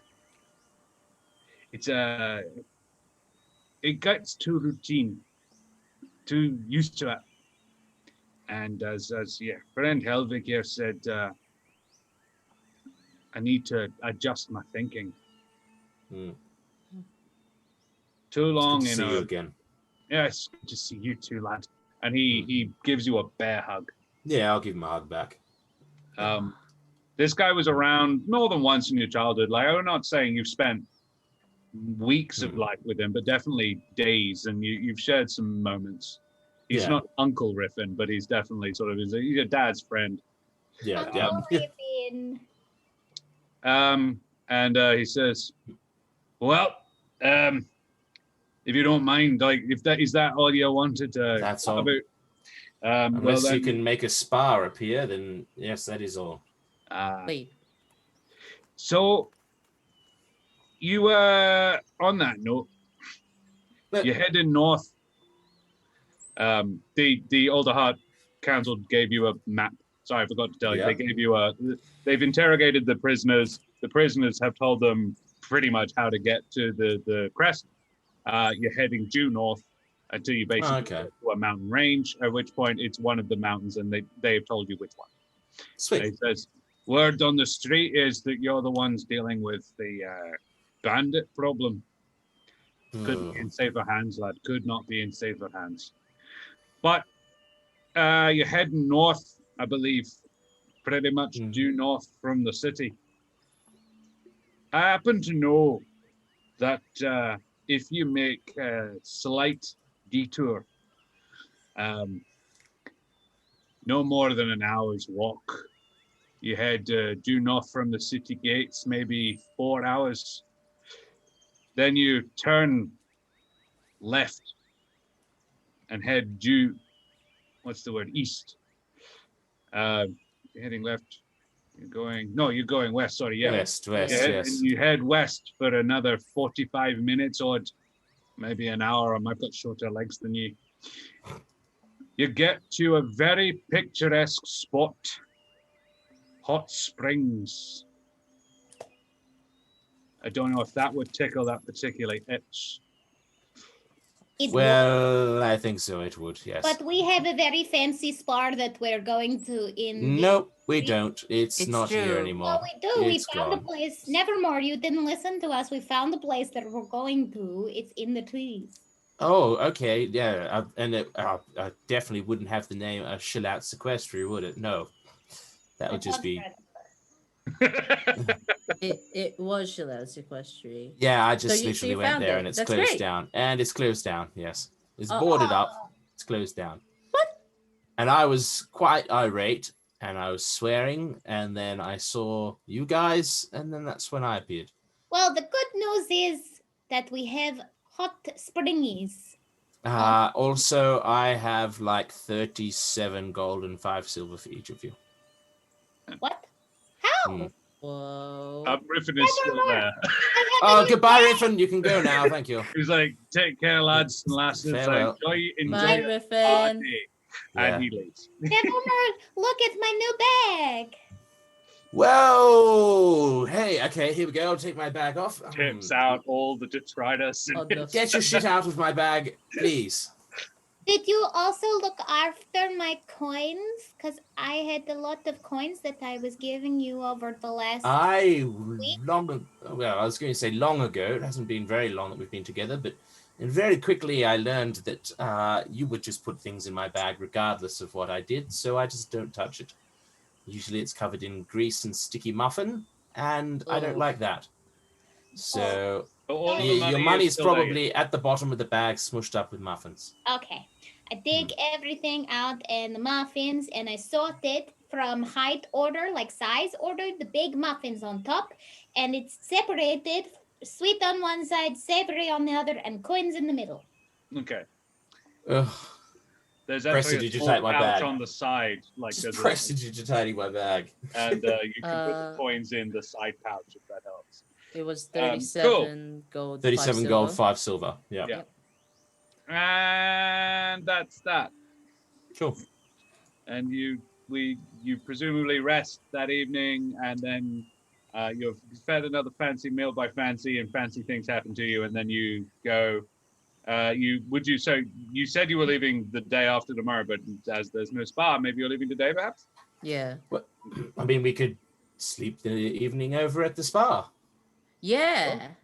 I Why We not? could do a It's- camping. It's about a 4-hour walk, and And what's the it's time right probably now? 4:35ish in the evening. Oh, we're not leaving now. We'll stay here tonight and then we'll head off in the morning. Okay. yeah. Like the camping idea. We should camp another time. You No, will we'll be do that. camping We'll like do the it. whole Yeah. rest of the trip. Yeah, literally, heard- whenever I we are heard- not sleeping in a bed, we are camping, unfortunately. So But we can camp at the hot springs and it would be special. it would be like a celebration for my paladin status. It would be Yeah. special. Cool. And Do you saw Eliza, soaps? no, Fancy told me about little thingies called marshmallows. Yeah. Ah, So, the evening passes. And the following morning you are awakened by Fancy, who provides breakfast again, and then also a packed lunch oh, Oh, Thank you. thank you. See, basket. And she says, well, best of luck. Come back soon. I'm going to Doesn't- miss you, Fancy. And Fancy brushes her hands off her, well, actually her paws, but her hands off on her apron and crouches. Actually, she's actually your height. She's a luma. She's not very tall. And she holds out her hands like offering a hug. Fancy, you get my 4th hug. And she receives it. All right, you leave. You leave. You go. huzzah! Cool. Right. To the hot springies. You travel Yeah. to the hot springs. It is not overly difficult to find. It takes you about 5 hours to get there, which means you get there by about 2 in the afternoon. Yeah. Um, It's relaxation time. just because it's nice because I found a really great picture for it, so I'm just going to move that picture there, so you can now see it. Whoops. Yeah, that's what the hot springs looks like. Oh, Peter, what are you doing, you silly goose? Yeah, Pia's there. And what actually is Pia doing? I would summon Pier when we're walking out of the town, and Pier would alternate from flying around, landing on my head, and like coiling around between my spines. Sure. So you get to the spot. It's in reasonably heavily wooded terrain. The land is just starting to undulate as it's going towards more mountainous terrain. Don't put yourselves in the water just yet, Okay. because I want to know who gets in first. It's a fairly important question. And how do you? So you get there. The water is visibly steaming. There is actually a mist covering the water. The still waters of the pond are disturbed only by the waterfall coming down off the side. But you can see, it's pretty much clear.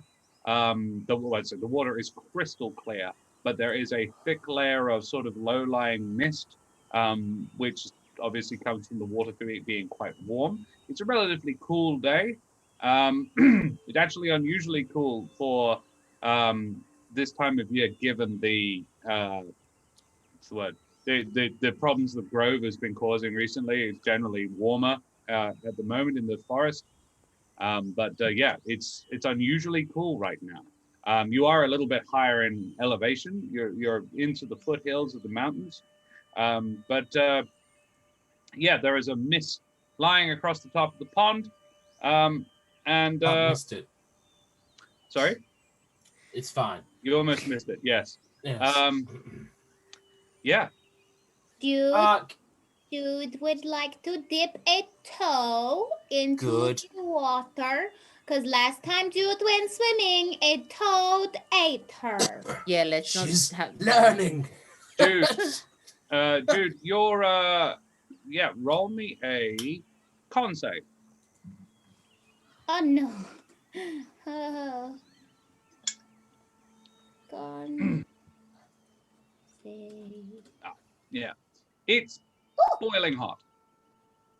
I am glad I did not jump. You don't hurt yourself. You get your finger out in time before you get your toe out in time before you actually injure yourself.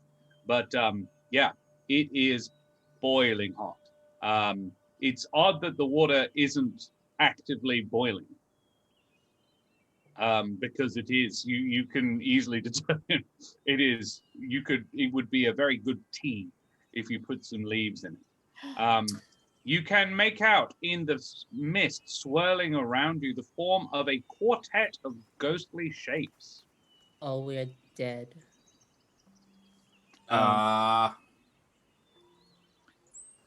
Pier, you should hide, maybe. Ghostly shapes. What exactly are we seeing here? You are seeing they have insubstantial wings and long pointed noses. Mosquitoes? Appearing to look a little like an incorporeal goblin. Oh. Not mosquitoes. And they're hovering, Mosquitoes is a good dancing guess. around in the mist, are they? Yeah. Am I getting an elemental vibe from them? Yes. Oh my yes. I don't know why they are not appearing on the map. That's very irritating. Are they on a different layer? Have they reacted to us? There you go. Oh yeah, they just take a little while to fucking. In front, and it was scary. Whoa! Oh. Yeah. Oh! They're everywhere! I don't know where the third one's gone. I'm so glad you didn't jump into the water, Jude. I was like, Jude's going to try and bomb me in again. Jude was going to, yeah. Yes.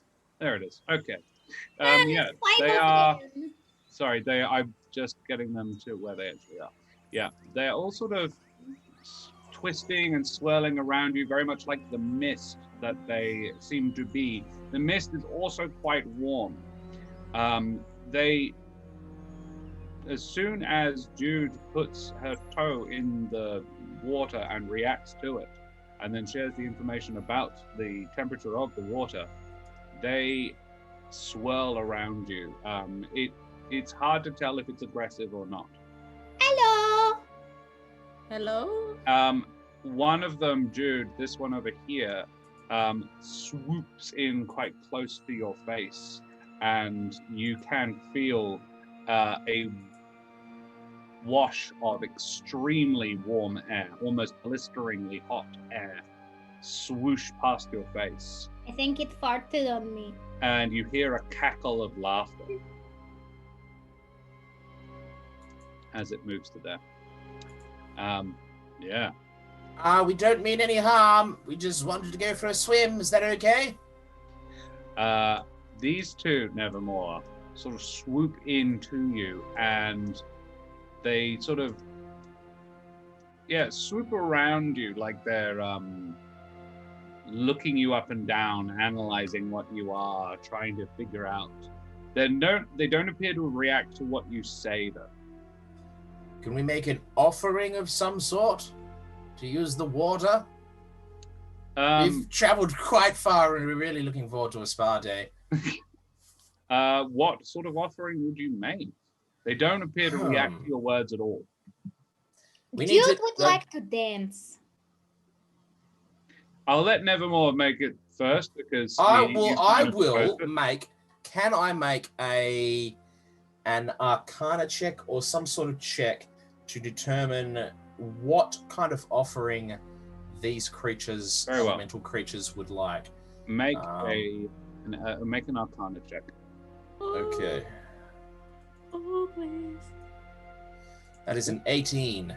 Yeah, boy. These are steam methods. They're not sort of foggy. They are the product of elemental fire magic mixing with elemental water magic.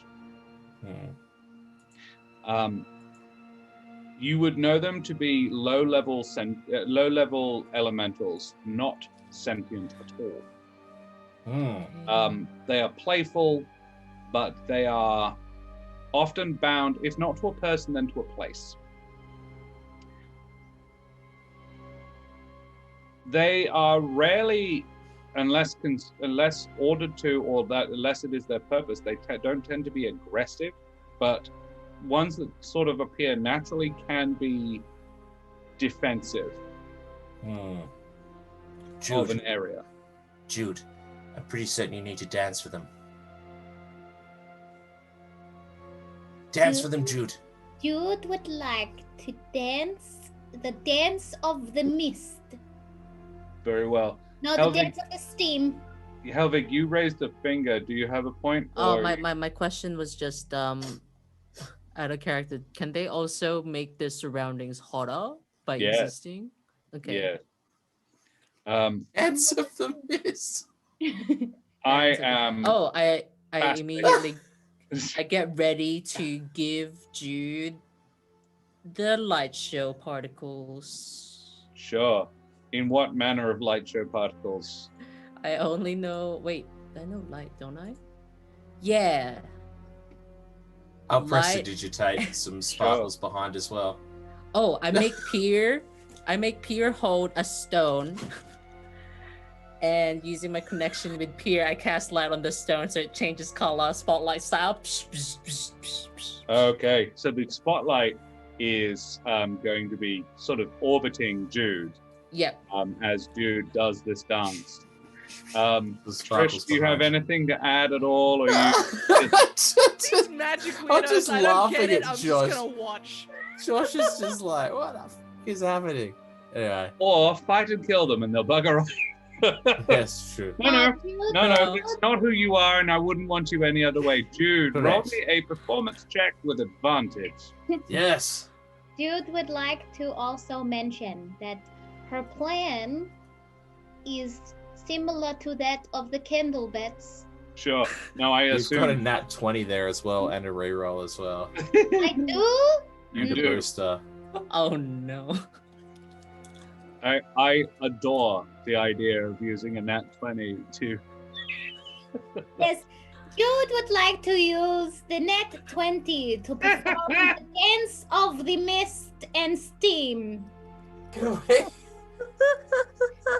Nevermore, do you have anything to add to this as well? Just out of curiosity, like, are you Look, doing anything too? Honestly, Helvig I'm magical- creating sparkles and like razzle dazzle effects with my prestidigitation. Sure. But I think I would argue that I'm just as entranced. Sure.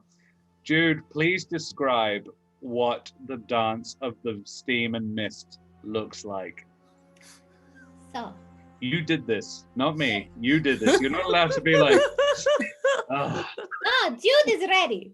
yeah, good. Jude uses her arms and her cape to swirl the steam of the water pond around herself and dance in twirly fashions whilst chanting ums and ahs of steam. So beautiful, so elegant. Shazam! Shazam! Oh, my Shazam. light, knowing that the vibe, seeing the vibe is not like it's No, more yeah. like a moonlight Like, cascading down. like the ballet. Yeah. Oh, I'm Um, sorry, I got my pronunciation wrong. Ballet. Bellet, bellend. You do that. And the Ooh. and the steam method. What you gonna do, Josh? What you gonna do? What you gonna do when they come for you? And the steam methods are entranced.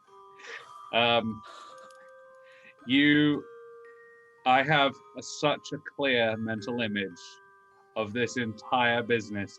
Do you remember, some of you might be old enough to remember Dexter's Laboratory. Yes. Mitch, really? Come on. I mean, the little kids cartoon. Yeah, the kids cartoon from Cartoon Network when we were young. Oh yeah. Yeah, That yeah. guy. Yeah. Do you remember Dee Dee? Yes, I do. The way Dee Dee would move. Very kind of lanky. Yeah, lanky, Kind of and there's a lot of yeah.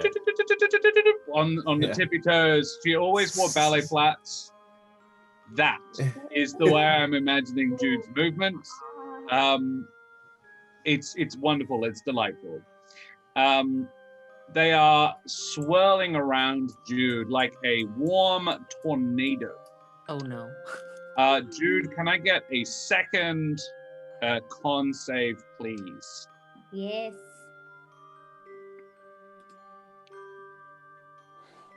It'll do.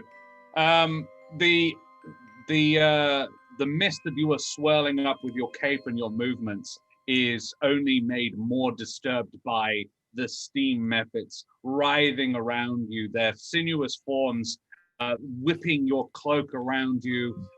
Your cloak comes off your head and it's just sort of flying around. Then the mist is all twirling around you as well. It's actually getting quite difficult to see you in it for the rest of them. Before all four sort of form into a whirlwind up into the air and then down into the pond, at which point the mist is all sucked down into the pond with them and dissipates into a low-lying steam. And rather than now still, the water is bubbling. But it's not now, it doesn't look like it's boiling. It happens. Jude would like to finish her dance with a lovely pirouette and strike a pose that suggests majesticness. It doesn't just suggest it, it conveys it. Gaspard is on my side. Yeah, Let's Gaspard get in the had water. your Let's back. get in the water. We can get in the water now. It's fine now, I think. Yes. But there Do you aren't the test the methods in water? the water. with a Yes, toe. I'll definitely test the water. It is perfect. Ah, I love you guys so much. I'll just start like stripping clothing off until I'm in my loincloth or whatever it is that a bird wears for their Sure. underwear. Don't you have feathers? And I'm just gonna There is that. belly flop into the water. You do that. Oh. Mhm. It is perfect. It is beautiful. There is actually up above on this bank here. The water and the earth have combined to a mud-like clay. Ooh. Um, Oh my god! Ah, start smearing it over my face and my feathers. Helvig, come here! Ah, this is amazing! I don't know. Wait, is this what you do on spa days? I have Yes. never had a spa day. Okay. Well, first I neatly fold Nevermore's clothes off to the side. And I also, I guess, this robe, because that's what he did. Fish? I am going to take off my weapons and then slowly get into the pool fully clothed. Because Trish is shy, apparently. We're learning things. Yeah, we're learning things. Nevermore, what's that stuff on your face? Do you just smear it on? I've never done this. Ah, it's an exfoliant. And what you do is you smear it into, well, usually I put it on my feathers, little mud baking in my feathers, and it'll help them crisp and really shine and pop. And I've heard that it does wonders for fur as well. So please come here. And I'll just does it? smear mud over your face, like down your snout. Like, Alright. yes. Oh, This that's is perfect. That Trish. feels interesting. how do you feel? It feels interesting. I don't know one way or the other yet. Okay. It's a little weird being this close to Nevermore, but I'm like, all right, new experiences, fuck it. I make sure to get a lot in my big fluffy tail, though. Yes. Yeah. We could do it to Helvig's spines. I start to wade over, Gently. then I realize they're talking about me, and I start to wade backwards.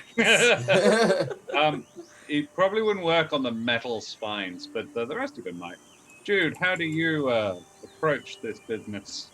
Jude is confused because the boys took off their clothes, but Trish is Trish a girl didn't. and kept on her clothes.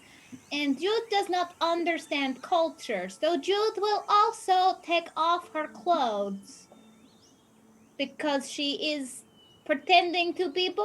I don't know. And Jude will dive into the water and bathe under the waterfall. You do that. It's really nice. Jude The waterfall is cold. Ooh.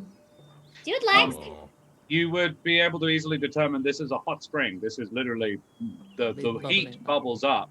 The cold water comes down and is heated by the. There is no outflow river. Very fancy. The water is boiled off. Wow. Yeah, I go over to the mud bit now. Yeah. Jude follows. You wallow.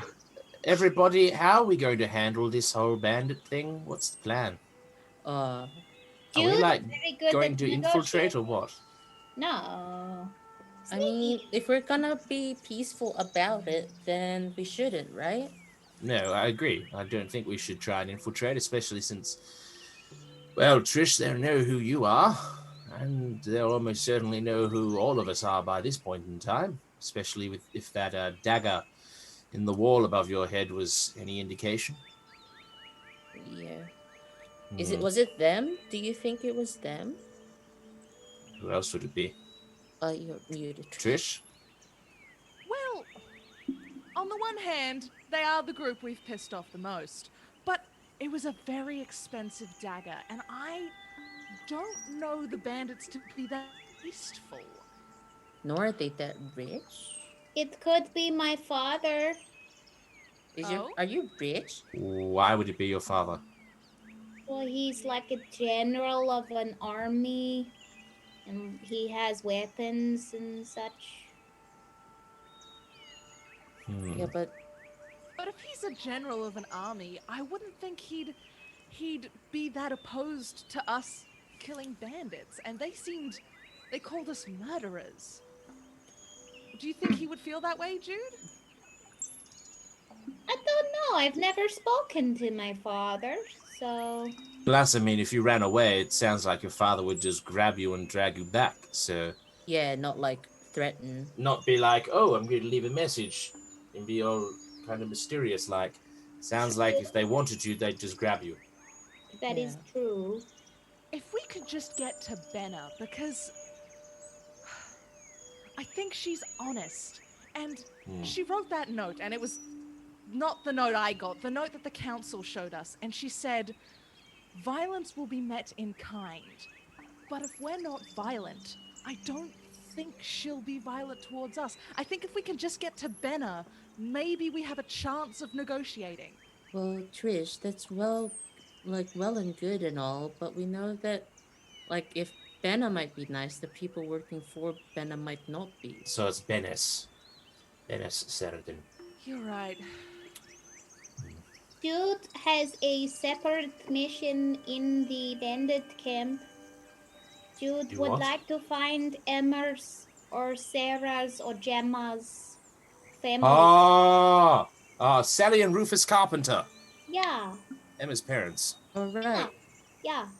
That's right. And I would like to tell them that she is okay. By the way, Jude, did you go see your new boyfriend before you left? Oh no, I forgot. Oh no, you left him hanging. Oh, hopefully not in the literal Wait. sense. But if What? we come back, Well, I mean, it's death Oh, penalty no. for being I a bandit. I will go and visit him, but Jude had a thought. Not very often, but Jude had a thought that he He's is yourself aware. yeah, that he is what many call a bad boy, A bad head. and maybe not the type of person that Jude should marry. So instead of dating a player who is in prison, maybe Jude should find someone else. I mean, why take the first apple that is given to you and look for the better, shinier, more juicy apple? I mean that's fair, and I agree with you. But you literally only know him on the battlefield. I don't think you know if he's truly a bad boy. That is also true. But he was part of the bandits. He was part of the bandits, And he was friends with the guy that said he ate people. So that doesn't give Oh, him actually, a lot you're of right. credit. No, yeah, you're right. Dude, I think it's important that you should know a little bit of battlefield flirting is both A, totally normal, and B, does not constitute a relationship. You're not under any obligation if it was just a bit of banter. He's not my boyfriend? Only if Oh, you want no. him to be. Oh God, no. Yeah. That does No, not by I was just constitute a joking. relationship. I was calling him your boyfriend for fun. Don't confuse her. I'm Oh. sorry, you're right. I should have thought about that. Well, I will go say hi when we get back, but honestly, my love for Gaspard really distracted me, and I forgot that Gary was alive and in prison, to be honest. Fair. That's all right. Yeah. Cool. I don't Okay. forget much, but anyway. Wonderful. Exfoliating intensifies. Yeah, Thanks. the exfoliation intensifies. It's really warming. So you are all exfoliated. You I do it on all- Pierre. I don't think it works on him. Nevermore, it's noteworthy to you at this point that when you rinse the mud out of your feathers the first time, you notice that all the burnt ones are now repaired. Oh my God. These You springs are, have rejuvenative properties. and because of a couple of rolls made in chat, you all feel a little invigorated. the effect is you can feel that it will the meta knowledge. The effect will last for a day. But I'm not going to tell you what it is. It is a positive effect, however, but there's no reason for you to be able to have figured out what it is. Got Right. It's, so You feel yeah, great. you have your blood is flowing. You're like you feel like really pumped. Dude You feels pumped. functionally you have had the effect of a long rest. Oh, nice. you weren't lying about these spas. This is good. Yeah, this is pretty What nice. did I say? What did I say? Not And everybody wrong. was like, "Oh, it's gonna be too expensive. Look how much we paid for it." Yeah, Nothing. This one's free. Well, all we had to pay for it was Jude's dance. incredible dance. That was amazing. I'm gonna rub mud Dance on of my the fur Mist, more was it? often. Dance Wait. of the mist and steam. Ah, got Ah. it. Wonderful. But It's it's not a real all. thing. It's not all mud though, right? You can't just like slap mud and expect the same thing. No. It's this specific place. I wasn't expecting this, to be honest. Oh. Hmm. Cool. Should we Griffin? bottle Not some? all mud. Should we have magic mud on tap? Well, it'll dry, I think. If we have it. Jude, honestly, just go right ahead and put mud in your bag. That'd be great. Okay. Wait, no, don't do Not that. in You the have same muffins in spot there. as- Oh, you're right. I need. Don't like, you dare put it in my bag! Just like scramble onto the shore and like crowd over back. I need Get a it away. bag for mud. You do. Lesson learned. Next time. Mud bag, muffin bag, separate. Yes. Okay. All right. All right, Josh. Sorry. So you've had your spa day. Yes. Thank you. You are welcome. Yay! Thank you. Yay. And I Clap think and we will chat. leave. We will end the session there. Well, Oh, When you're did you, sitting when in did you the spa, anticipate You can we'd make camp, it to the spa day? You can probably camp here and have a quick dip in the following morning, and then Oh, continue yes. on your adventure the following tomorrow. So Do we roast marshmallows? I can only assume you do. We won't role play that. Just because you've got to get to Benesaridan before ideally November. That's true. So that was fun. Thank you all for joining us for Spa Day. Yeah, that was entertaining. So I think we'll go to favorite moments, ladies and gentlemen. Who wants to start with their favorite self moment of the day? There's some very, very good ones. I think everybody had some really strong moments today. Yes, Jude, tell us. Dude likes her oath. It's You great. take that one, it is yours. You nailed the oath. I'm glad I warned you a little bit, but yeah, that was great. Well Dude done. wrote her own song. It's brilliant. It really was. Great job. Thank you, Unc Sport, for clipping that. That'll be viral on the net in a week. Fantastic. My favorite Jude moment was actually the conversation with no, you know what it was Jude's at seeing VEG. Yeah, I really enjoyed how AJ gets into the physicality of Jude, and yeah, that was really fun. I was just like, nah, good, yes. Newton Scan says they enjoyed Jude using the nat 20 on the stage. Yeah, I love it when players use stuff for completely unnecessary reasons. Yeah, it's brilliant. Dan, favorite Jude moment? My favorite Jude moment is the growth that maybe they should have a back. Yeah, character growth. Episode 9. Episode 9. Now you have a bag. And you have a bag on loan. Yeah. Loan bag. Rachel. I really liked how sweet Jude was about getting to take her oath and meeting another paladin and just being so excited and proud. That was lovely. Yeah. Mitch, you are muted. Thank you. I'd say one of my favorite moments is the fact that after we were given our mission, it was Jude who spoke up before anybody else did and expressed the thought of potential negotiations, really. Yeah.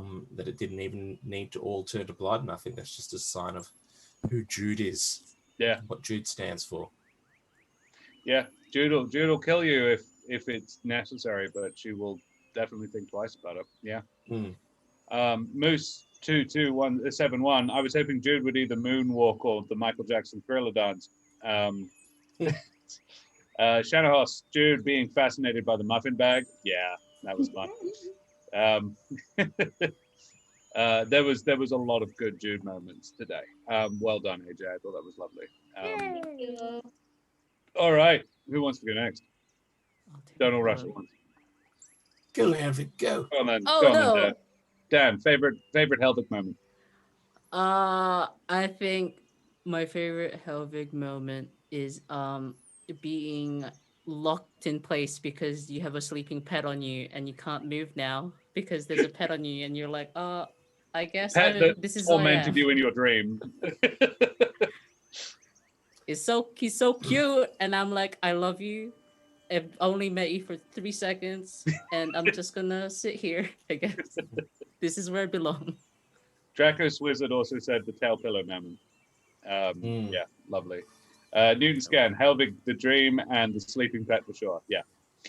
I'd have AJ. to say with go. Helvig, sorry, Go for it. Helvig giving the bed to Nevermore, knowing that Nevermore really didn't want to sleep on the ground, and that he was just in a state and probably would have realized that he was sleeping on the ground in the morning. So it just shows that Helvig cares about his friends to the point that he'll put himself out a little bit. Yeah, absolutely. Yeah. I liked the folding of Nevermore's clothes. Yeah. That was a gorgeous detail. I really like that. Yeah. You're just like, I'll Servants of strip, and I was like, oh, what? No, I find that hilarious because I feel like that's a very Helvig thing that he has to fold his clothes, and so he had to fold someone else's clothes. I liked it because it felt to me like a delaying tactic. It was a bit. It was I'm not getting in there just yet. I'm going to see how this all pans out, what happens next, what one's supposed to do in a spa, and I'll just fold these clothes like I'm doing something, so I have a reason to not go in there. I really enjoyed it. It was subtle. And Nevermore enjoyed it because his clothes got folded, and that's what servants do. Yeah. I'm an it expert was at this. Like really the old lovely, days. Thank really you, a Servant lovely Helvig. duality there. Yeah, that was nice. I like Helvig immediately going to the mood lighting because he's just so ready to go along with Jude's nonsense at the drop of a hat. Just always down for whatever crazy thing she comes up with, and I love that. You all are though. It's what's really Yeah. lovely about this. We're all group, the hooked whole by group. Jude's unique kind of way Well, of not just approaching Jude's unique situations. bullshit. It's everybody has some pretty unique bullshit, and you all just go along with it, and it's really lovely. You just flow. Turn me into a bush, Jude. Yeah, the whole bush thing was ridiculous. Shanahos meeting Pia. I think it's just PIR, but yeah, meeting Pia. PYR in the PYR token. or PIR. I He think decided against pyre because it was too on the nose. I think that Oh, Yeah. probably Jude's pronunciation is confusing everyone. Yeah, Helvig Yeah. consoling Nevermore was really nice. It was a really wholesome moment. I quite liked it was the moment between you two where Nevermore, it was the place that you went. I'm going to ask Helvig because Helvig has weird dreams. And he's good for this. And he banged on my door once, and that's okay to do. I know that now. But Helvig helping, not only offering the bed, but also helping move the mattress into your room so that you were like, hey, look, you can have my bed, but I'm sleeping in here too. So I'll help move your mattress into my room so I can sleep on the floor. As it should be. Yeah. But your in the dream was really fun. you're sort of puzzling your way through it was really cool to watch, and sort of what Helvig would do in that situation. I was like, yeah, I really enjoyed that, and that was really fun to do with you. Yeah. Rach? Me? I liked getting to tell the council that they're doing a shitty job. That was fun. Yeah. I was thinking it. I wasn't gonna say it. Helvig was thinking it. You've Yeah, been no, trying Helvig, for a while. That would be rude. That's why I never spoke once, because I was like, if I speak, that's just what I'm gonna say. I have to make sure they're not sus first. Veg just stole my one for Yeah. sure. Trading up With the ring for the quiver. It's such a Trish Scroungecraft kind of style thing to do, I guess, in finding something and then turning it into something that's like more useful to Trish. Yeah. So, and the fact that like nobody even bothered to be like, where the hell did you find a ring worth enough for a magic item? It I'm was like, just oh, like, cool. yeah. Jude was just like, I like shopping. Jude was learning about the concept of money, It's true. And she has no better teacher than Trish. apparently. I have two favorite Trish moments. Oh, go for it. My Better. first one is Trish being in a foul mood, waking up and hating the description of Nevermore's dream. Yes. Being like, Yes. sorry, go ahead. Oh my No, god. no, gross. Don't tell me about this. No, no. And my I dad was there, stressed. That's What? like Weirdo, weird. no. That was so fucked up. As soon as I said it, I was like, no, damn it. Not even I was going to say Nevermore. I was going to say, Mitch, my favorite of you was that, because I thought you were playing that for laughs, and I thought it was extremely well done. I thought you were selecting the details and putting them all together for the comedic effect. I thought it was fucking brilliant.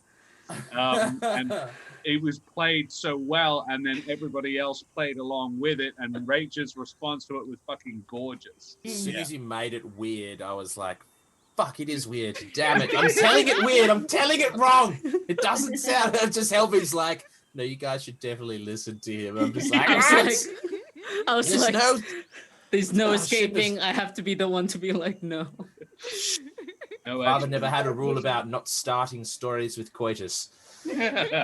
And my second Trish favorite moment is saying that flirting on the battlefield is regular and happens a lot. So now I'm very curious about Trish's past.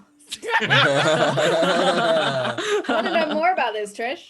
It does also occur to you that she and Nevermore banter constantly on the battlefields.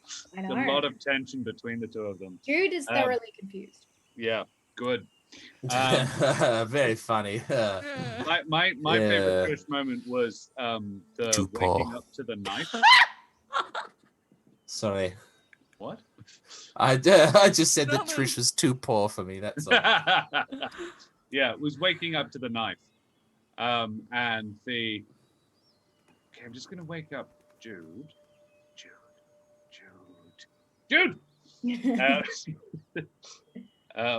Yeah, and yeah, your reaction again. You played it out really well, nice and physically. I was just like, yeah, yes, there's a knife right there. Yeah, I actually genuinely thought you were going to trade the knife for the quiver. No, I'm keeping that knife. The knife is good. It's good I knife. got plans for that knife. Find out. Yeah, cool. Anybody else? My favorite Trish moment is the image of Nevermore having like splatted or like exfoliated your face outwards, and then just being like, I don't know how to feel, and turning around. Oh, no, And learning that good. Trish was shy. That Yeah. Yeah. Really nice sudden realization on the part of the person playing the character. Yeah. Loved it. Yeah, like surprise. Like, oh, it turns out this is something even I didn't know. Yeah. We're all learning. Newton Scan. I love this feels weird, but I'm going to put all of it in the tail because it's supposed to be good. I actually quite enjoyed. You also said, I'm going to put mud in me more often, but it didn't really get acknowledged. And when Jude denied to hear about Nevermore's dream, and then when Nevermore tries to tell about his nightmare, and everyone misunderstands the dream. Yeah. I love AJ's occasional, no. Hey guys, do you want to And know? it's not even malicious. It's just really just like No. Jude has no intent to listen. Yeah. Doesn't interest. Just doesn't I interest. loved when Trish woke up with the dagger and the note next to the dagger in the pocket and took it almost as bandit reflex. Ooh, shiny.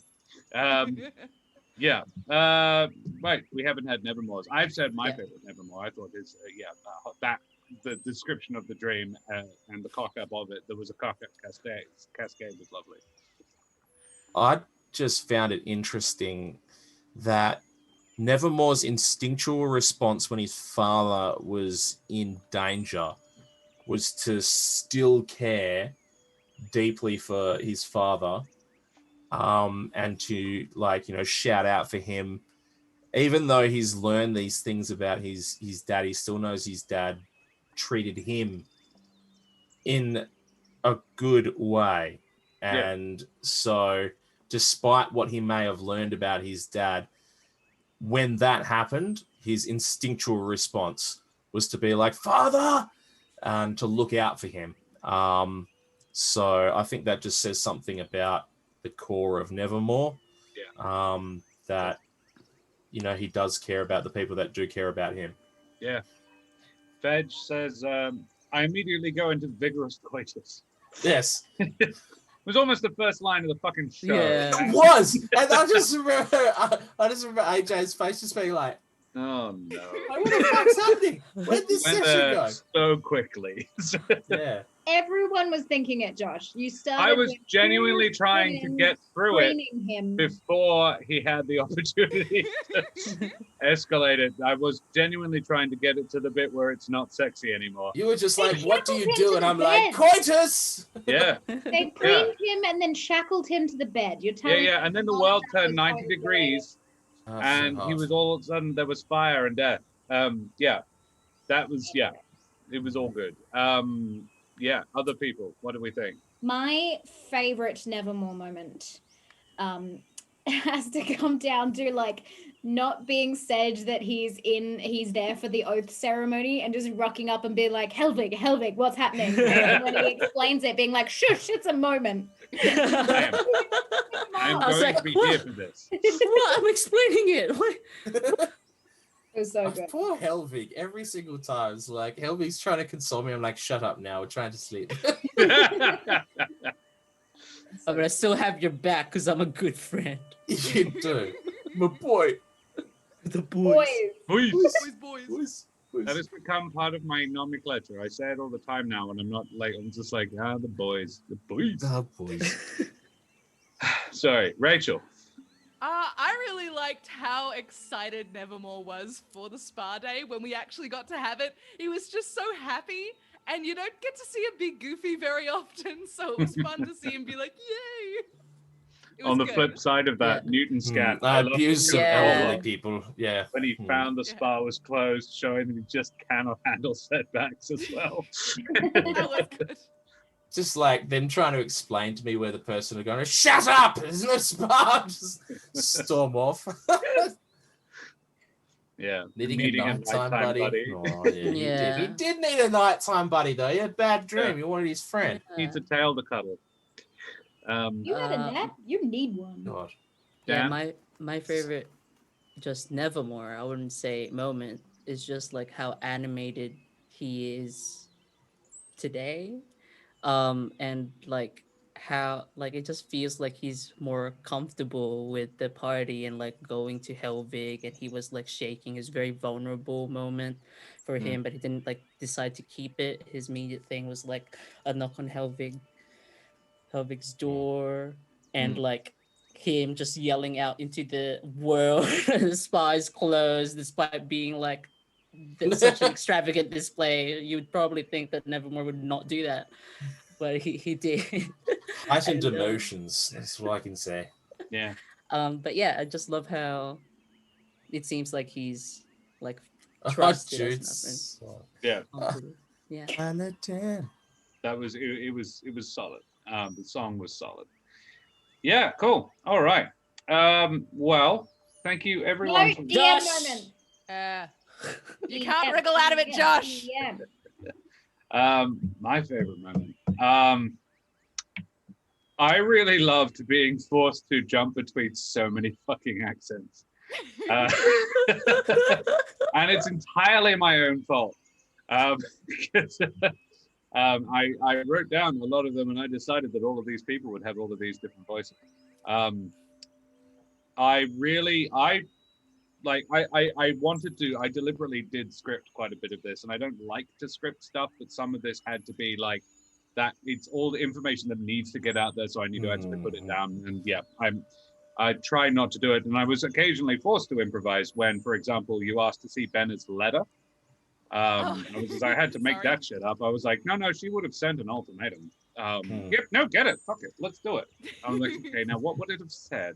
I was really good because it didn't feel improvised. It felt like you knew what you were No. talking about. Okay, good. so- Yeah. I know Benner's motivations quite well, so yeah, it's fine. But yeah, that was fun. But yeah, I'd say my favorite moment was the conversation between Riffin and Nevermore. That was really nice. I've got a good feel for Riffin, and it's really fun to be him. Yeah. I have to He's a say good my guy. favorite DM moment is you going along with the bullshittery that is Jude, including the mist and the steam dance of you just being like, okay, I had a battle set up or something, so yeah, fine, use your nat 20 to get rid of the steam monsters. Twice now. Yeah, I'm fine with removing obstacles in unique and interesting ways. This is the candle bats and now the steam guy. Yeah, Jude- steam Jude method. is- yeah. Yeah. I really liked the description of Nevermore's dream. It was really vivid and cool, and I thought it was a really good way to start the session. Just like set the mood immediately. I thought that was great. Set the mood immediately. Do, do, do, do. The coitus. That's how we always start off. But then the horror and Yeah. gore. Yes. Dracos was spa blocking the cast. Spar blocking the car. I never felt so betrayed. Yeah, Dracos We was got there in the end. boarded up doors. I was like, you described it, and you were like, oh, Yeah. this chill out. If Trish had been there, I would have Get there described it it is. significantly more as well, because I've written in a whole thing for Trish to notice. Oh, damn. Only You got something. us to the hot springs as well, fully intending to also take Spa Day away from us twice. No. And we were like, no. I had one, and now it's my. Okay, that's right. My real. It's not even a favorite moment. It was just progressively over the course of the episode, just watching you as our back and forth just kept going between characters, and I could tell that you're like, I have somewhere that I want these players to go and get to, but we just, as a group in character, can just go and go and go and go and go in character, which is rare. And I think you do an admirable job of directing us and coasting us, sheep herding us towards where we need to I love get Josh. to eventually. I love So- Josh's like, so, and then I'm just like, right, that's me done. Yeah. Exactly. So anyway, Yeah. all As the soon as that story happens, has it's like, all right, we stop now. Yeah. Yeah, I love the fact that you guys managed to get me to engage in a shopping expedition that I had said at the beginning I would not engage with. It's because you put Eliza there. Yeah, You gave My us favorite magical shopkeeper. items and you gave Jude a backpack, so it had to happen. yeah, no.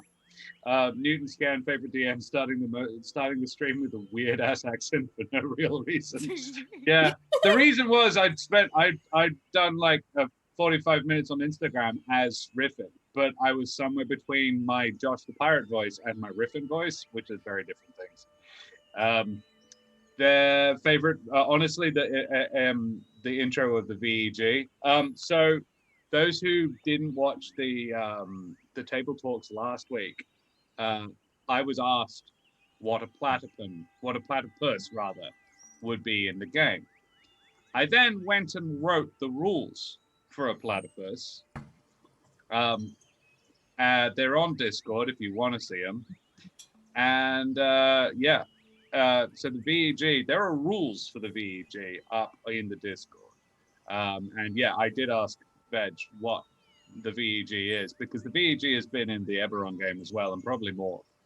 But yeah, very extravagant goose, which works for a platypus.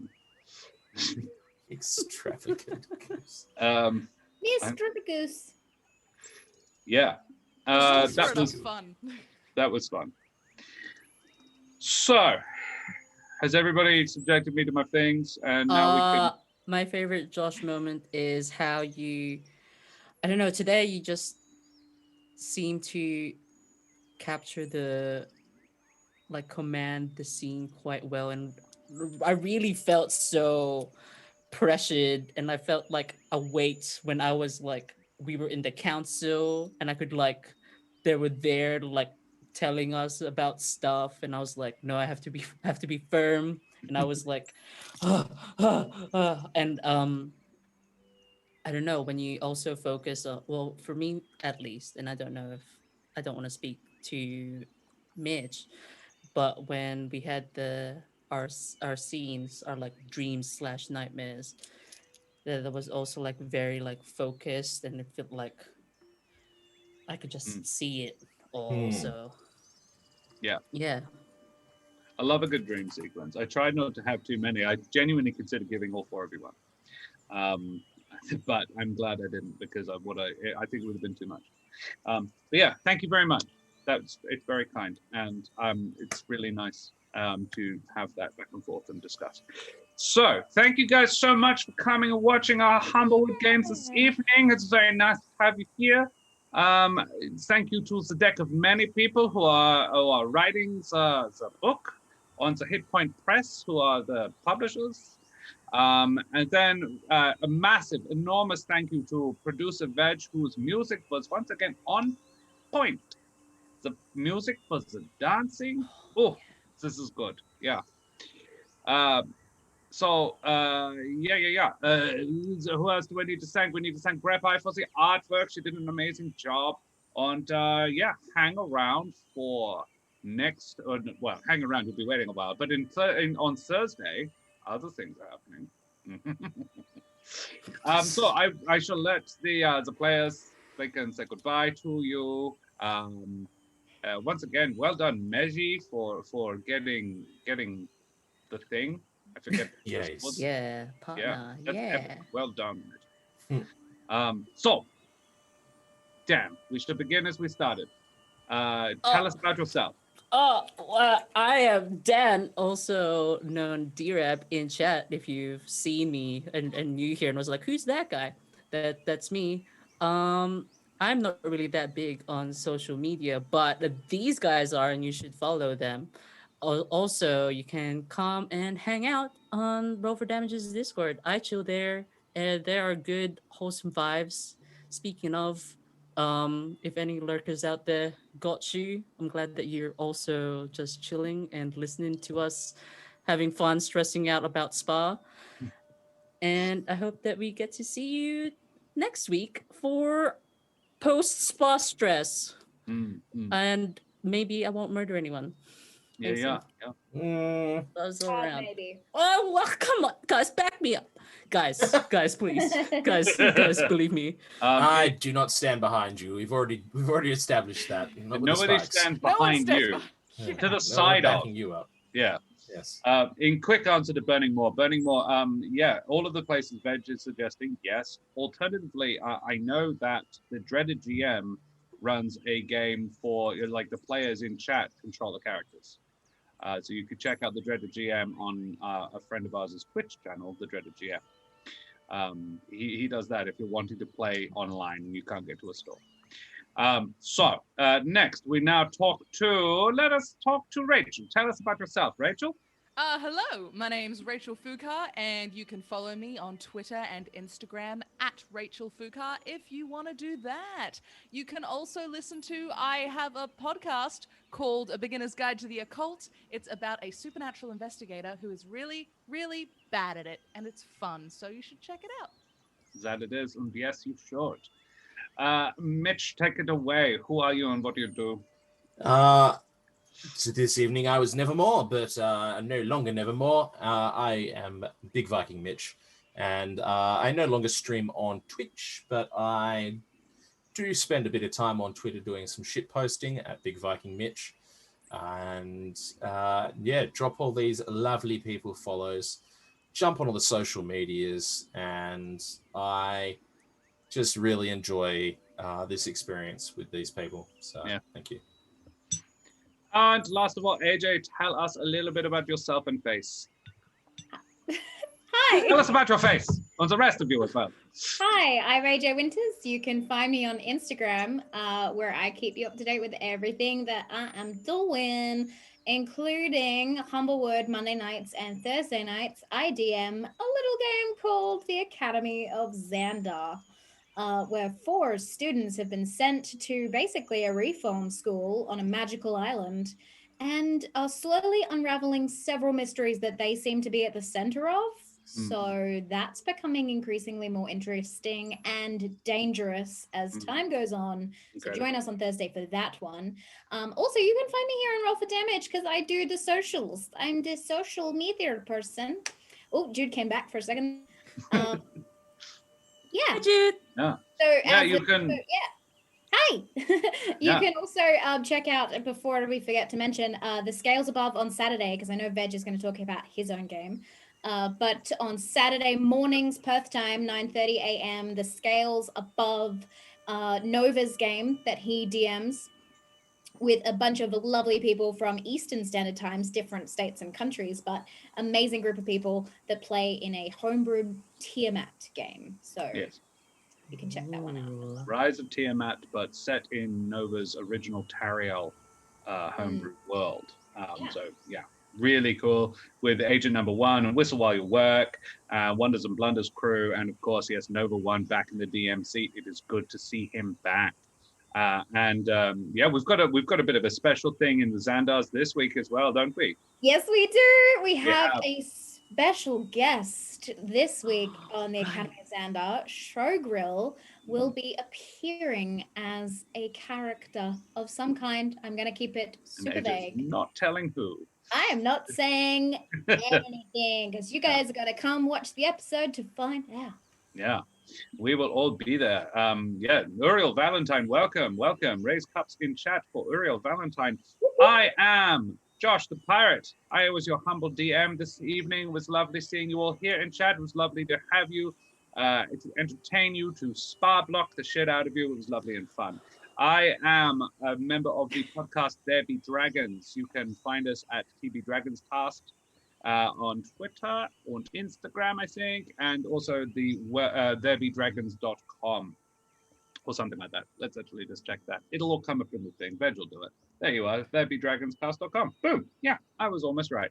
Where I play the infamous nasty pirate Skjern Feldspar. You can check out all of our episodes there. Episode 21 is dropping soon. Also, I play on Game On Australia on Friday night as the calm, cool, and collected artificer Melchizedek in the Game On Australia's Eberron campaign, which is run by our wonderful producer Veg. Please follow us in our socials. Come check us out on YouTube. Check us a subscription there. You can check out all of our past episodes. So you can catch up with all of the things that we have done in the past.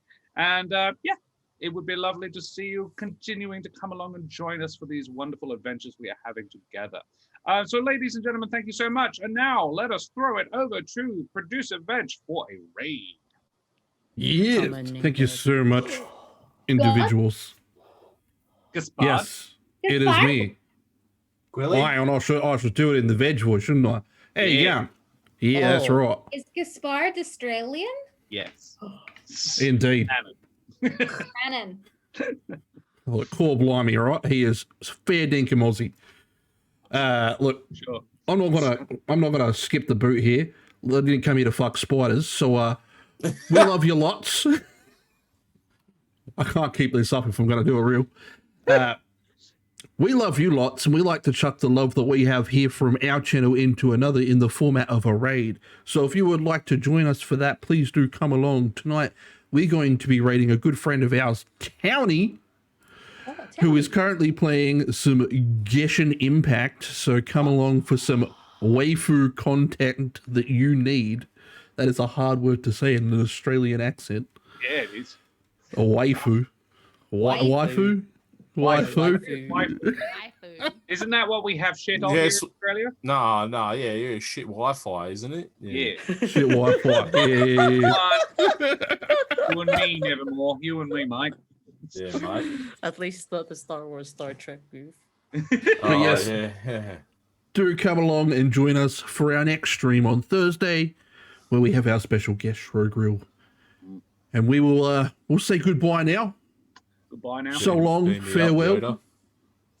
Thanks for all the fish. We love you lots. We'll see you next time. Bye. Bye. Boy, girl.